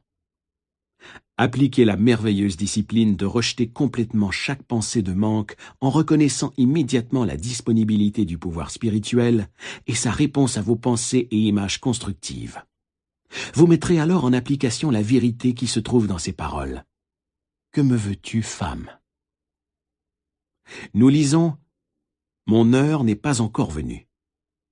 Cela signifie que bien que vous ne soyez pas encore arrivé à une conviction ou à un état d'esprit positif, vous savez que vous êtes sur la voie mentalement, puisque vous engagez votre esprit dans des idéaux et objectifs positifs de la vie. Ce sur quoi l'esprit insiste, il le multiplie, le magnifie et en provoque la croissance jusqu'à ce qu'enfin l'esprit en arrive à un nouvel état de conscience. Vous êtes alors conditionné positivement, là où vous étiez auparavant conditionné négativement. L'homme spirituel en prière change son impression de manque en attitude de confiance, de paix et de foi dans la puissance spirituelle qui est en lui. Comme il met sa confiance et sa foi en cette puissance, sa mère, impression et sentiment, exprime un sentiment de triomphe ou de victoire, ce qui produit la solution ou la réponse à ses prières. Les jarres d'eau de la Bible font référence aux cycles mentaux que l'homme traverse pour en arriver à la réalisation subjective de ses désirs. Ce cycle peut durer un instant, une heure, une semaine ou un mois, tout dépendant de la foi et de l'état de conscience de l'apprenant. Dans la prière, nous devons purifier notre esprit des croyances erronées, des peurs, des doutes et de l'anxiété en nous détachant complètement de la manifestation des sens et du monde extérieur. Dans la tranquillité et la quiétude de votre esprit, où vous avez fait taire les roues de votre esprit, méditez sur la joie de la prière exaucée jusqu'à ce que vous ayez l'intime certitude que vous savez que vous savez. Quand vous aurez réussi à ne faire qu'un avec votre désir, vous aurez réussi le mariage mental, ou l'union de vos sentiments et de vos idées. Je suis sûr qu'en ce moment, vous désirez ne faire qu'un, vous marier avec la santé, l'harmonie, la réussite et l'accomplissement dans votre esprit. Chaque fois que vous priez, vous essayez de reproduire le banquet du mariage de Cana, la réalisation de vos désirs et idéaux. Vous voulez être mentalement identifié au concept de paix, de réussite, de bien-être et de santé parfaite. Ils les remplirent jusqu'au bord. Les 6 jarres représentent votre propre esprit dans l'acte créatif spirituel et mental. Vous devez remplir votre esprit jusqu'au bord, ce qui veut dire que vous devez être rempli de la sensation d'être ce que vous avez envie d'être. Lorsque vous réussissez à remplir votre esprit de l'idéal que vous souhaitez accomplir ou exprimer, vous êtes plein jusqu'au bord. Vous cessez alors de prier pour l'obtenir parce que vous sentez que cela est réellement dans votre esprit. Vous savez. C'est un état fini de conscience. Vous êtes en paix à ce sujet. Puisez maintenant, leur dit-il, et portez-en à l'ordonnateur du repas. Ce qui pénètre dans notre inconscient est toujours objectivité sur l'écran de l'espace. Conséquemment, lorsque nous avons enfin été convaincus que notre prière était exaucée, nous avons donné l'ordre. Portez-en à l'ordonnateur du repas. Vous dirigez toujours votre banquet mental. Durant la journée, des milliers de pensées, de suggestions, d'opinions, de visions et de sons atteignent vos yeux et vos oreilles. Vous pouvez les rejeter comme ne convenant pas à la consommation mentale ou les entretenir.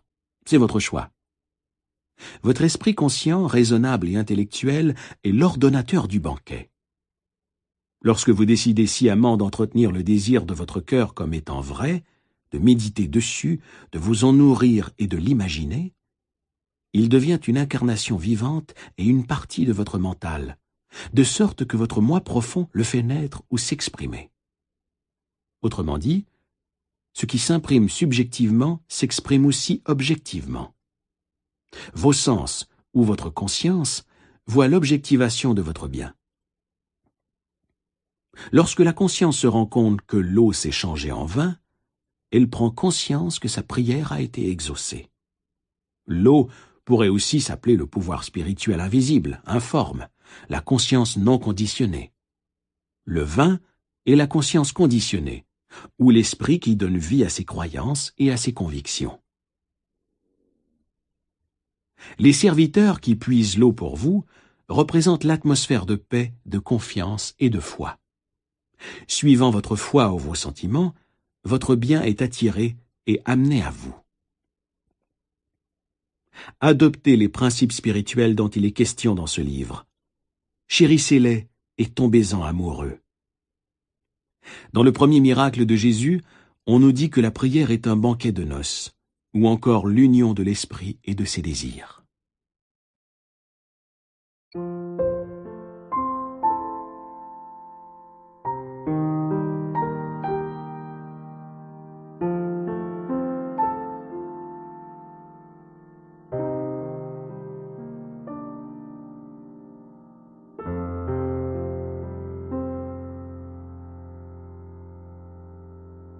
L'amour est l'accomplissement de la loi. L'amour est vraiment un attachement émotionnel, un sentiment d'unité avec votre bien. Vous devez être fidèle à votre objectif ou à votre idéal. Nous ne sommes pas fidèles à celui que nous aimons lorsque nous flirtons ou que nous entretenons mentalement d'autres mariages avec la peur, le doute, l'inquiétude, l'anxiété ou des croyances erronées. L'amour est un état d'unité, d'accomplissement. Lorsque j'ai expliqué ce principe tout simple à la propriétaire du salon de coiffure mentionné plus tôt, elle est devenue mentalement riche. Elle a compris ce principe et elle l'a mis en pratique dans sa vie. C'est ainsi qu'elle a prié. Elle savait que l'eau, son propre esprit, coulerait et remplirait toutes les jarres vides en réponse à sa nouvelle façon de penser et de sentir. Le soir même, cette cliente s'est sentie très calme et sereine. Son corps était détendu, et elle a commencé à utiliser une imagerie constructive. Voici les étapes qu'elle a suivies. Première étape. Elle a commencé à imaginer que le directeur de sa banque la félicitait pour ses importants dépôts à la banque. Elle a imaginé cela pendant environ 5 minutes. Deuxième étape. En imagination, elle a entendu sa mère lui dire « Je suis si heureuse de ta merveilleuse nouvelle position ». Elle a continué à entendre sa mère dire cela sur un ton heureux, joyeux, pendant environ 3 à 5 minutes. Troisième étape. Elle a imaginé très clairement que j'étais devant elle, procédant à sa cérémonie de mariage. Cette femme m'a entendu dire à titre d'officiant « Je vous déclare maintenant mari et femme ». Complétant la routine, elle s'est endormie avec une impression de plénitude, c'est-à-dire en ressentant en elle-même la joie de la prière exaucée. Pendant les 3 semaines qui ont suivi, il ne s'est rien passé. En fait, les choses ont empiré.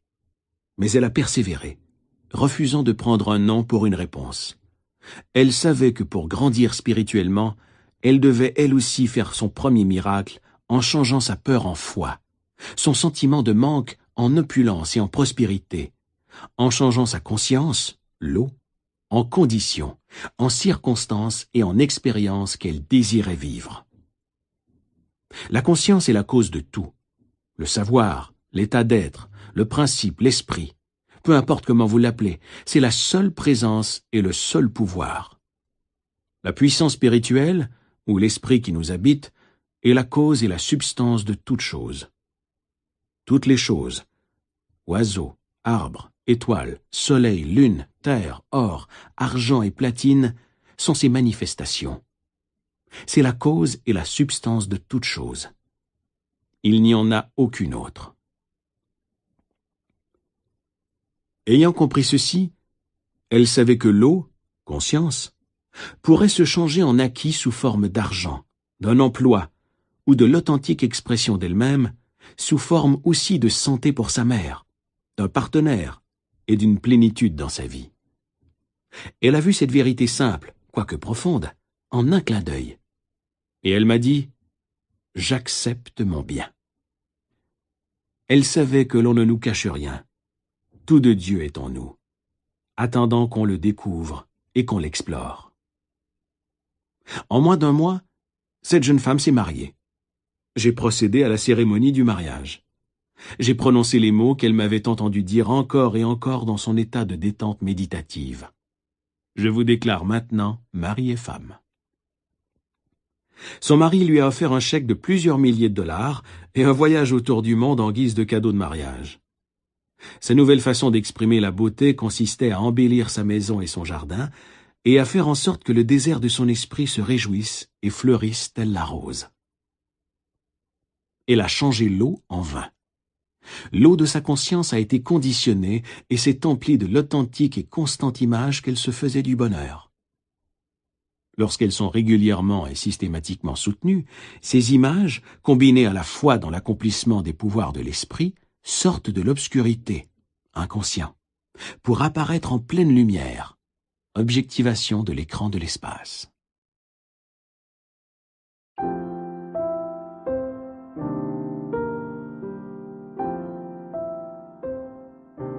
Il existe une règle importante.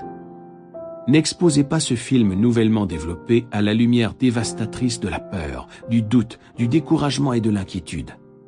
Chaque fois que l'inquiétude ou la peur se pointe à votre porte, tournez-vous immédiatement vers l'image que vous avez développée dans votre tête et dites-vous à vous-même « Une magnifique image se développe maintenant dans la chambre noire de mon esprit ».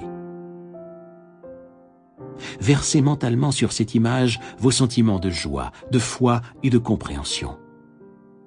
Vous savez que vous avez appliqué une loi psychologique et spirituelle, car ce qui est imprimé sera exprimé. C'est merveilleux.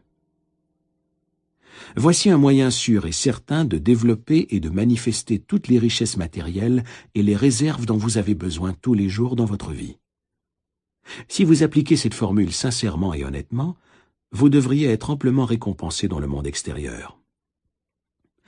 J'illustrerai ceci en vous racontant l'histoire d'un homme qui est venu me voir à Londres parce qu'il avait de terribles ennuis d'argent. C'était un membre de l'Église d'Angleterre, et dans une certaine mesure, il avait étudié le travail de l'inconscient. Je lui ai demandé de dire fréquemment durant le jour « Dieu est la source de mes richesses, et tous mes besoins sont comblés à chaque instant et partout dans l'espace. » Pensez aussi à toute vie animale sur Terre et à toutes les galaxies de l'espace, sur lesquelles veille une intelligence infinie. Voyez comment la nature est luxuriante, extravagante et généreuse. Pensez aux poissons dans la mer, qui ont tout ce dont ils ont besoin, tout comme les oiseaux dans le ciel. Cet homme a soudain pris conscience que depuis sa naissance, on avait pris soin de lui.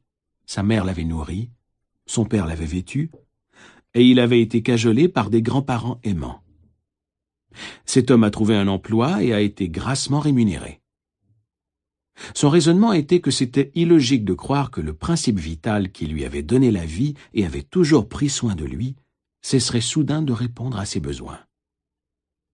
Il s'est rendu compte qu'il avait lui-même diminué ses réserves en entretenant de la rancœur envers son employeur, en se condamnant, en se critiquant et en se disant qu'il ne valait pas mieux. Il avait psychologiquement affaibli le lien qui l'attachait à la source infinie de toute chose, l'esprit qui habite le principe de vie, que certains appellent conscience. L'homme n'est pas nourri comme les oiseaux. Il doit sciemment communier avec la puissance et la présence qui l'habite et recevoir la guidance, la force, la vitalité et toute chose indispensable à l'accomplissement de ses besoins. C'est la formule qu'il a utilisée pour changer l'eau en vin de l'abondance et de la réussite. Il a compris que Dieu ou la puissance spirituelle en lui était la cause de tout. Mieux, il a compris qu'il pourrait se vendre à lui-même l'idée que si la richesse lui appartenait de droit divin, cela se traduirait par l'abondance et la profusion. Voici l'affirmation qu'il a utilisée. Dieu est la source de mes richesses. Tous mes besoins financiers et autres sont comblés à chaque instant et partout dans l'espace. Il y aura toujours un surplus divin. Cette simple phrase, répétée fréquemment, sciemment et intelligemment, a conditionné son esprit à la conscience de la prospérité. Il suffisait qu'il se vende à lui-même cette idée positive, tout comme un bon vendeur doit pouvoir se convaincre des mérites de son produit. Ce genre d'individu est convaincu de l'intégrité de l'entreprise qui l'emploie, de la bonne qualité du produit, de l'excellent service que recevra le client et du fait que le prix est juste, etc. Je lui ai recommandé, si des pensées négatives lui venaient à l'esprit, ce qui ne manquerait pas de se produire, de ne pas résister et de ne leur livrer bataille d'aucune manière, mais simplement de revenir à cette formule spirituelle mentale et de se la répéter calmement et avec amour. Il a parfois essuyé un déluge de négativité, une avalanche de pensées négatives. Chaque fois, il les a accueillies avec la conviction positive, ferme et fidèle que Dieu comble tous mes besoins. Il y aura toujours un surplus divin dans ma vie. Il répétait ceci au volant de sa voiture et en vaquant à ses occupations, pendant qu'une foule de pensées négatives telles que « c'est sans espoir, tu es fauché » s'immisçaient dans son esprit régulièrement. Chaque fois que lui venaient ces pensées négatives, il refusait de les laisser pénétrer son esprit, en se tournant vers la source éternelle de la richesse, de la santé et de toute chose, qu'il savait être sa propre conscience spirituelle. Avec assurance, il déclarait « Dieu est la source de ma richesse, et cette richesse est à moi maintenant ». Ou encore « Il y a une solution divine. La richesse de Dieu est ma richesse ». Et d'autres phrases affirmatives et positives qui emplissaient son esprit d'espoir, de foi, d'espérance et ultimement de la conviction qu'il existait une fontaine de richesses infinies qui comblerait largement, gaiement et sans fin tous ses besoins. Ces pensées négatives déferlaient en lui au moins 50 fois par heure, mais chaque fois, il refusait de laisser entrer dans son esprit ces gangsters et imposteurs, dont il savait qu'ils ne feraient que lui dérober sa paix, sa richesse, sa réussite et toutes ses bonnes choses. Il ouvrait plutôt son esprit à l'idée du principe divin de vie éternelle, de largesse coulant en lui comme la richesse, la santé, l'énergie, le pouvoir et toutes choses indispensables pour mener une vie pleine et heureuse ici-bas. Comme il gardait cette attitude, le 2e jour, moins d'imposteurs sont venus frapper à sa porte. Le 3e jour, les visiteurs négatifs se sont fait encore plus rares.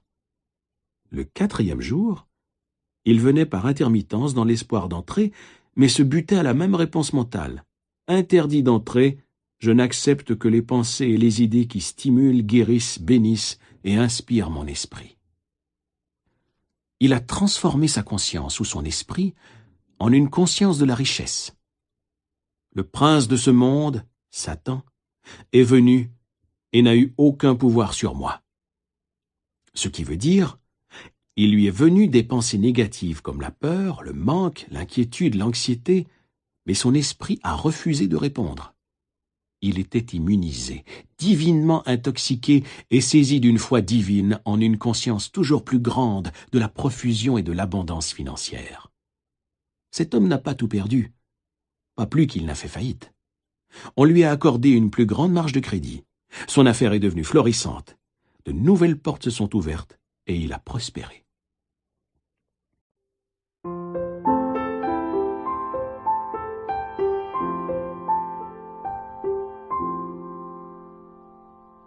Rappelez-vous toujours, dans le processus de la prière, que vous devez rester fidèle à votre idéal, à votre objectif et à votre but.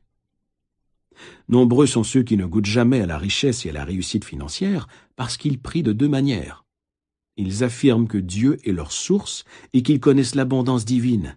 Mais quelques minutes plus tard, ils nient posséder des biens en affirmant « Je ne peux pas payer cette facture.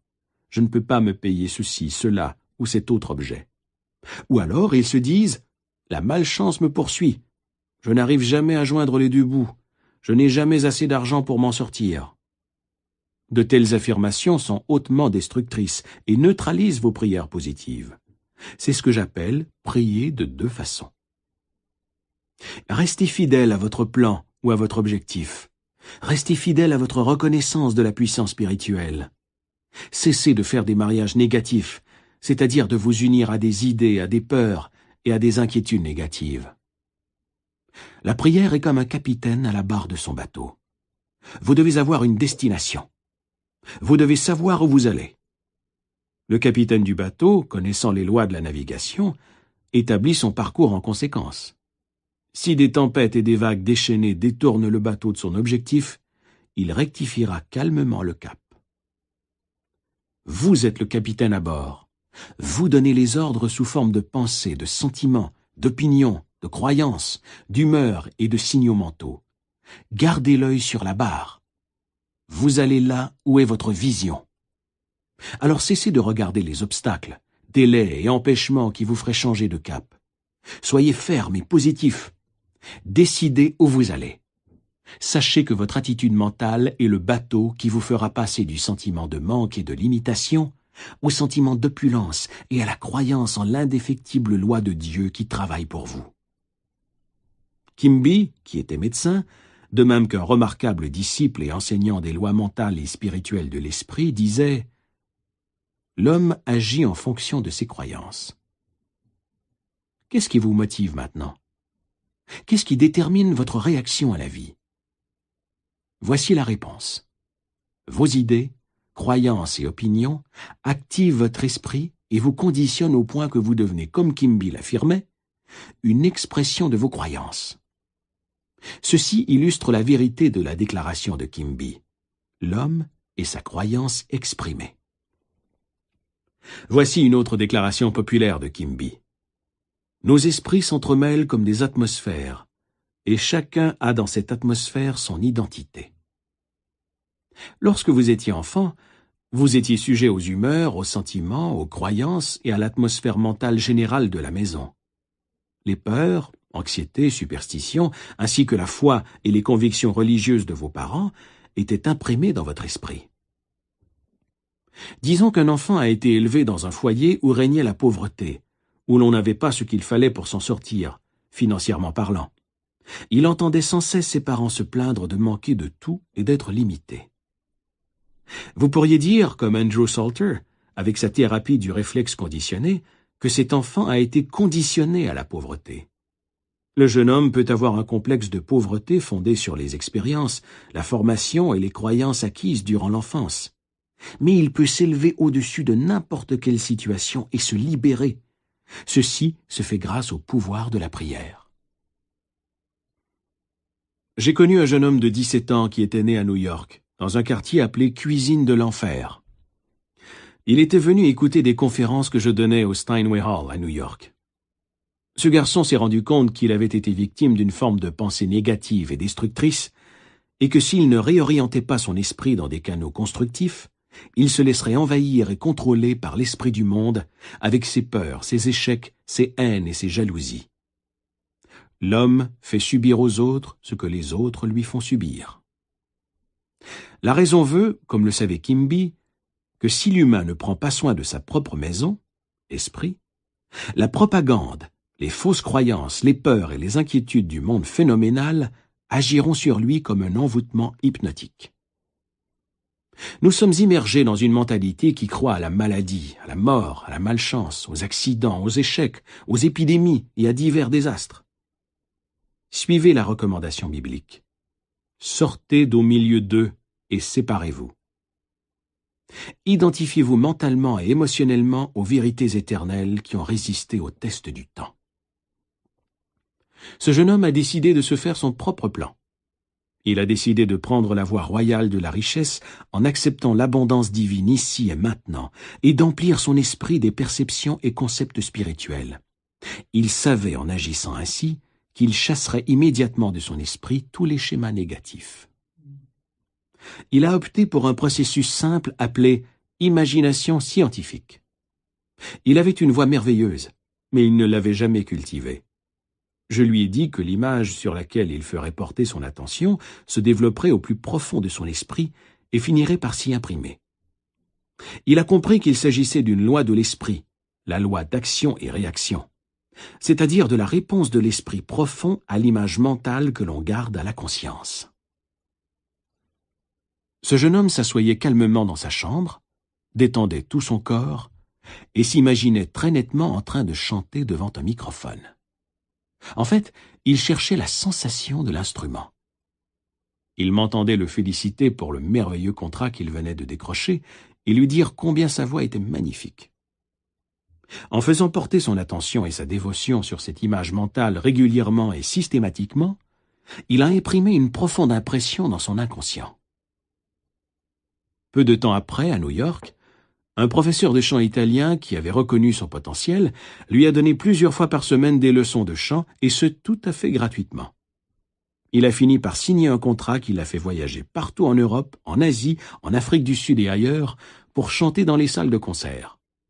Ses soucis financiers étaient chose du passé, car il recevait aussi un excellent salaire. Ses talents cachés et ses capacités à les exprimer étaient sa vraie richesse. Ses talents et ses pouvoirs en chacun de nous sont des dons de Dieu. Exprimons-les. Vous êtes-vous jamais dit « Comment pourrais-je être plus utile à mes semblables ? Comment pourrais-je contribuer davantage à l'humanité ?» Un de mes amis, ministre du culte, m'a raconté qu'au début de son ministère, lui et son Église ont éprouvé des problèmes financiers. Sa technique ou procédé se résumait à cette simple prière, qui a fait des merveilles pour lui. Dieu me montre de meilleures façons de présenter les vérités divines à mes semblables. L'argent s'est mis à couler à flot. En quelques années, l'hypothèque a été remboursée, et il n'a plus jamais eu de souci d'argent. En écoutant ce chapitre, vous avez appris que les sentiments, humeurs et croyances intimes de l'homme contrôlent et gouvernent toujours son monde extérieur. Les mouvements intérieurs de l'esprit contrôlent les mouvements extérieurs. Pour changer l'extérieur, vous devez changer l'intérieur. Sur la terre comme au ciel, ou encore, tel que c'est dans mon esprit ou ma conscience, ainsi en est-il pour mon corps, les circonstances et mon environnement.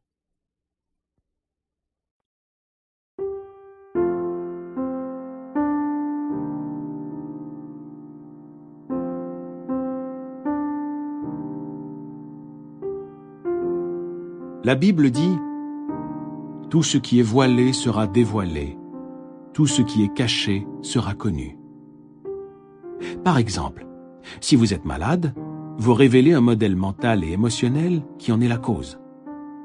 Si vous êtes atterré, ou si on vous annonce une terrible nouvelle, remarquez comment cela se voit dans votre visage, vos yeux, vos gestes, le ton de votre voix, dans votre démarche et votre posture. En fait, tout votre corps révèle votre détresse intérieure. Vous pourriez bien sûr, par une discipline mentale et la prière, rester absolument stoïque, serein et calme, refusant de trahir vos sentiments cachés ou votre état mental. Vous pourriez commander aux muscles de votre corps de se détendre, de rester calme et immobile. il serait obligé de vous obéir. Vos yeux, votre visage et vos lèvres ne montreraient aucun signe de chagrin, de colère ou d'abattement. D'un autre côté, avec un peu de discipline, à travers la prière et la méditation, vous pourriez renverser complètement la situation. Même si vous aviez reçu des nouvelles bouleversantes, sans égard à la gravité de leur nature, vous pourriez vous montrer joyeux, en paix, détendu, afficher votre nature enjouée et vive. Personne ne saurait jamais que vous venez de recevoir des nouvelles catastrophiques. Peu importe le genre de nouvelles que vous recevrez aujourd'hui, vous pourriez vous mettre devant votre miroir, regarder votre visage, vos lèvres, vos yeux et vos gestes, tout en disant et en imaginant que vous venez d'apprendre que vous avez hérité d'une énorme fortune. Mettez-vous en scène. Ressentez cette nouvelle incroyable. Soyez excité à cette idée. Et remarquez comment tout votre corps répond à cette excitation intérieure. Ainsi, vous pouvez renverser n'importe quelle situation en priant. Occupez votre esprit avec des idées de paix, de réussite, de richesse et de bonheur. Identifiez-vous à ces idées mentalement, émotionnellement et picturalement. Visualisez une image de vous-même telle que vous voudriez être. Retenez bien cette image. Maintenez-la avec joie, foi et espoir. À la fin, vous ferez l'expérience de sa manifestation. J'avais l'habitude de dire aux gens qui me consultaient à propos de leur manque financier d'épouser la richesse. Certains comprenaient ce que je voulais dire, d'autres pas. Comme tous ceux qui étudient la Bible le savent, votre vie est ce à quoi vous êtes mentalement lié, ce à quoi vous êtes marié, ou ce avec quoi vous ne faites qu'un. Autrement dit, ce que vous concevez et ce en quoi vous croyez, vous le mettez au monde. Si vous croyez que le monde est froid, cruel et dur, que la vie est un œil pour œil, dent pour dent, c'est votre conception. Vous êtes marié à cette idée, et ce mariage fera des petits, voire des problèmes. Les enfants qui naîtront d'un tel mariage mental ou d'une telle croyance seront vos expériences, vos situations et circonstances, combinées à tous les autres événements de votre vie. Toutes vos expériences et vos réactions devant la vie seront à l'image des idées qui ont présidé à leur naissance. Regardez les nombreuses pensées dont la peur, le doute, l'anxiété, la critique, la jalousie et la colère, avec lesquelles vit l'homme moyen. Ces pensées causent des dommages dans son esprit. Épousez la richesse en déclarant, en ressentant et en croyant « Dieu comble tous mes besoins selon les richesses de sa gloire ». Ou encore, prenez la déclaration suivante et répétez-la encore et encore intentionnellement jusqu'à ce qu'elle conditionne votre conscience ou qu'elle fasse partie de votre méditation. Je m'exprime divinement et je suis merveilleusement récompensé. Ne répétez pas cette phrase comme un perroquet. Sachez que votre mode de pensée est gravé au plus profond de votre esprit et devient un état de conscience conditionné. Il faut que cette phrase devienne très significative pour vous. Mettez-y de la vie, de l'amour et des sentiments afin de la rendre vivante. Un jour, un des élèves de ma classe a ouvert un restaurant. Il m'a téléphoné en disant qu'il s'était marié à un restaurant. Il voulait dire qu'il avait la ferme intention de réussir, d'être diligent et persévérant, et de voir prospérer son affaire. La mariée de cet homme, son mental, était sa croyance dans la réalisation de son désir ou souhait. Identifiez-vous à votre objectif de vie et cessez vos mariages mentaux avec la critique, la réprobation, la colère, la peur et l'inquiétude. Occupez-vous de l'idéal que vous vous êtes fixé, en étant rempli de foi et de confiance en l'inévitable loi de la prospérité et de la réussite. Vous n'arriverez à rien en aimant votre idéal pendant 1 minute et en le reniant la minute suivante. C'est comme de mélanger l'acide et l'ammoniac et d'obtenir une substance inerte. En suivant la voie royale de la richesse, vous devez être fidèle à l'idéal que vous vous êtes fixé, votre marié.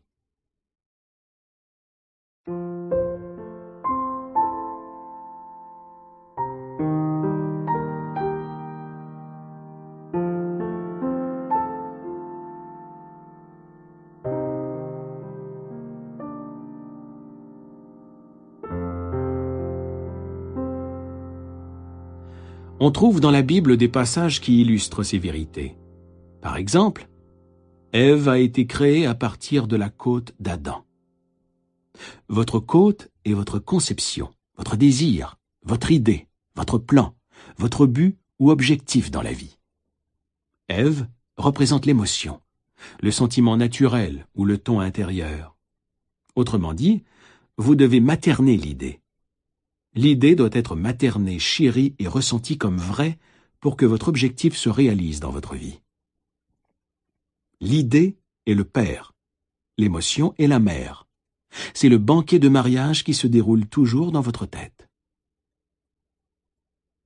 Le philosophe russe Ouspensky parlait du troisième élément qui pénétrait ou était formé suivant l'union de votre désir et de votre sentiment. Il appelait cela l'élément neutre.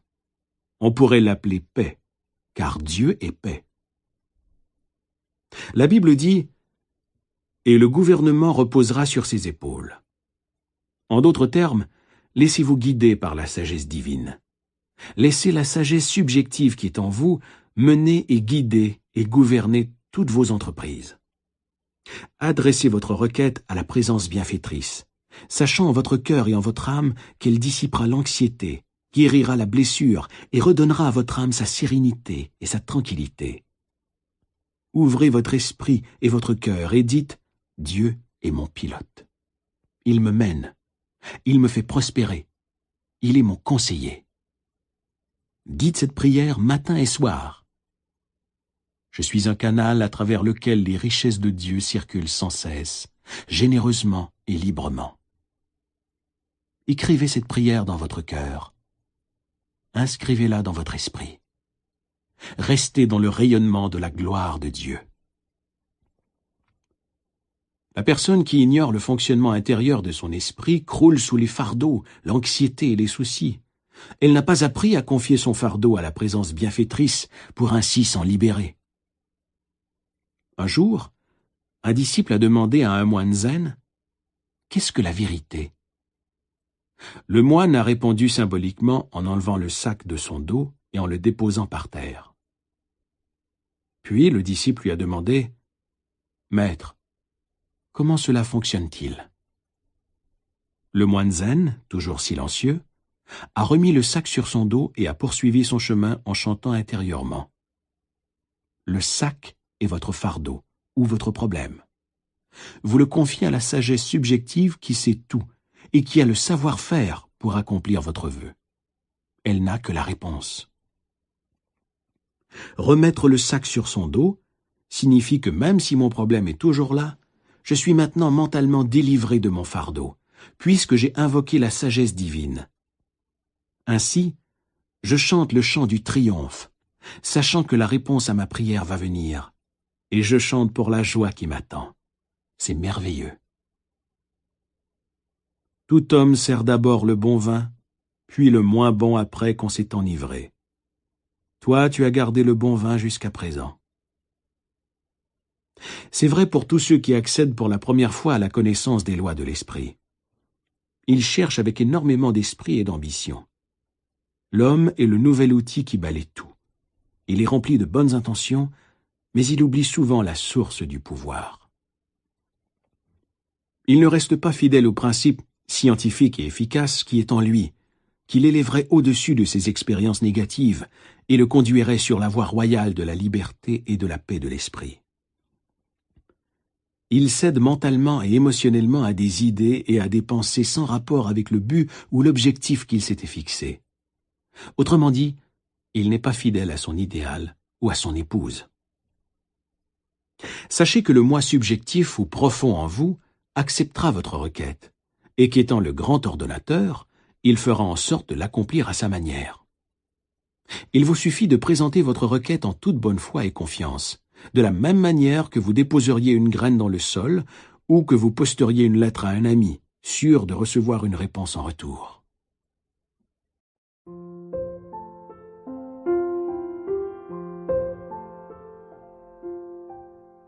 Vous êtes-vous déjà tenu entre deux énormes rochers pour écouter l'écho de votre voix? Ainsi répond le principe de vie en vous. Vous entendrez l'écho de votre propre voix. Votre voix est le mouvement de votre esprit intérieur, mental, l'aventure intérieure psychologique, où vous vous êtes régalé mentalement d'une idée jusqu'à en être rassasié. Ensuite, vous vous êtes reposé. Connaissant cette loi et la façon de l'utiliser, veillez à ne jamais vous saouler de pouvoir, d'arrogance, d'orgueil ou de suffisance. Utilisez la loi pour bénir, guérir, inspirer et élever les autres et vous-même. L'homme utilise la loi à mauvais escient, en tirant égoïstement avantage de ses semblables. Si vous le faites, vous vous blessez et vous vous exposez à des pertes.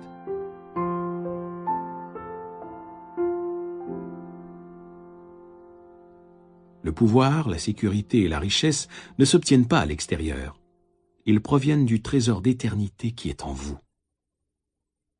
Nous devrions comprendre que le bon vin est toujours là, car Dieu est l'Éternel maintenant.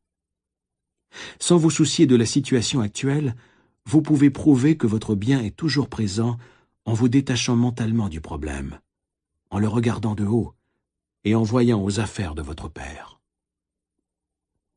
Regarder de haut, c'est visualiser votre bien, travailler à une nouvelle conception de vous-même, l'épouser et soutenir ce sentiment de bonheur en restant fidèle, rempli de foi en chacun de vos pas, en sachant que le vin de l'allégresse, la prière exaucée est pour bientôt. Voici venu le jour du salut. Le royaume des cieux est à portée de main. Tu as gardé le bon vin jusqu'à présent. Vous pouvez, dès ce moment, voyager psychologiquement dans votre esprit et entrer mentalement à travers l'imagination divine, dans n'importe quel état que vous désirez. La richesse, la santé ou l'invention que vous voulez faire connaître, tout cela est invisible au début. Tout vient de l'invisible. Vous devez subjectivement posséder la richesse avant de pouvoir être riche objectivement. Le sentiment de richesse produit la richesse, car la richesse est un état de conscience. Un état de conscience est ce que vous pensez, ressentez, croyez et acceptez mentalement. En Californie, une enseignante qui gagnait un modeste salaire a un jour vu dans une vitrine un magnifique manteau d'hermine qui coûtait une fortune. Elle a dit « Cela me prendrait des années pour économiser cette somme. Je ne pourrais jamais me le permettre. Oh, que j'aimerais l'avoir !» Elle avait l'habitude de venir à mes conférences le dimanche matin. En cessant d'épouser ses idées négatives, elle a appris qu'elle pourrait avoir un manteau, une voiture ou tout ce qu'elle désirait, sans causer de tort à personne. Je lui ai dit de s'imaginer portant ce manteau, de sentir la douceur de sa fourrure sur sa peau. Elle a commencé à utiliser le pouvoir de son imagination le soir avant de s'endormir. Elle mettait son manteau imaginaire, le caressait comme une enfant caresse sa poupée. Elle a continué à le faire et a fini par sentir l'excitation. Elle se couchait tous les soirs vêtue de son manteau imaginaire, heureuse de le posséder. 3 mois ont passé sans que rien ne se produise. Elle était sur le point de laisser tomber quand elle s'est rappelée que c'est la persévérance qui compte. Celui qui persévère jusqu'à la fin sera sauvé. Autrement dit, celui qui ne renonce pas, mais qui reste dans le parfum de sa présence, trouvera la solution. La réponse vient à celui qui marche dans la conviction du « c'est fait ». Vous êtes toujours le parfum de sa présence lorsque vous demeurez dans l'esprit du bonheur, de la joie, de l'attente, sachant que votre bien finira par arriver. Vous l'avez vu dans l'invisible, et vous savez que vous le verrez dans le visible. La suite de la scène que cette enseignante se repassait en esprit est intéressante. Un dimanche matin, après une de mes conférences, un homme lui a accidentellement marché sur les orteils, lui a présenté ses excuses, lui a demandé où elle vivait et lui a offert de la déposer chez elle. Elle a accepté avec plaisir. Peu de temps après, il l'a demandé en mariage, lui a offert un magnifique diamant et lui a dit « J'ai vu le plus beau manteau de fourrure, il tirait à ravir. » C'était le manteau qu'elle avait admiré 3 mois auparavant. Le vendeur leur a dit qu'au moins 100 femmes riches avaient regardé ce manteau avec convoitise, mais que pour une raison ou une autre, elle en avait choisi un autre. partant de votre capacité à faire des choix. Imaginez la réalité de ce que vous avez choisi. Avec la foi et la persévérance, vous pouvez atteindre votre objectif dans la vie. Toutes les richesses du ciel sont en vous ici et maintenant, dans l'attente d'être libérées. Paix, joie, amour, guidance, inspiration, bonne volonté et abondance, tout cela existe maintenant. Pour exprimer les richesses de Dieu, il vous suffit d'oublier votre situation actuelle, vos limitations, d'entrer dans votre vision ou image mentale et de permettre à ce sentiment joyeux et heureux de ne faire qu'un avec votre idéal. Ayant vu et senti votre bien dans des moments de grande exaltation, vous savez que d'ici peu, vous verrez votre idéal objectivement en traversant le temps et l'espace. Dedans comme dehors, au-dessus comme en dessous, au ciel comme sur terre. Autrement dit, vous verrez vos croyances se réaliser. Vous êtes la croyance exprimée.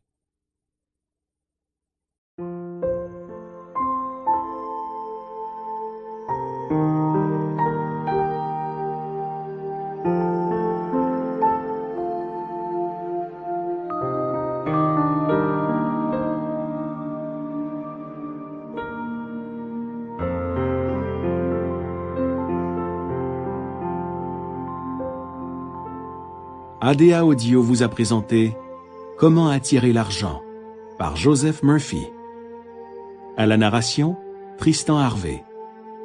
Traduction, Laurette Terrien. Révision, Nicolas Pinard. Réalisation, musique et enregistrement, Louis Lachance, assisté de Nicolas Pinard.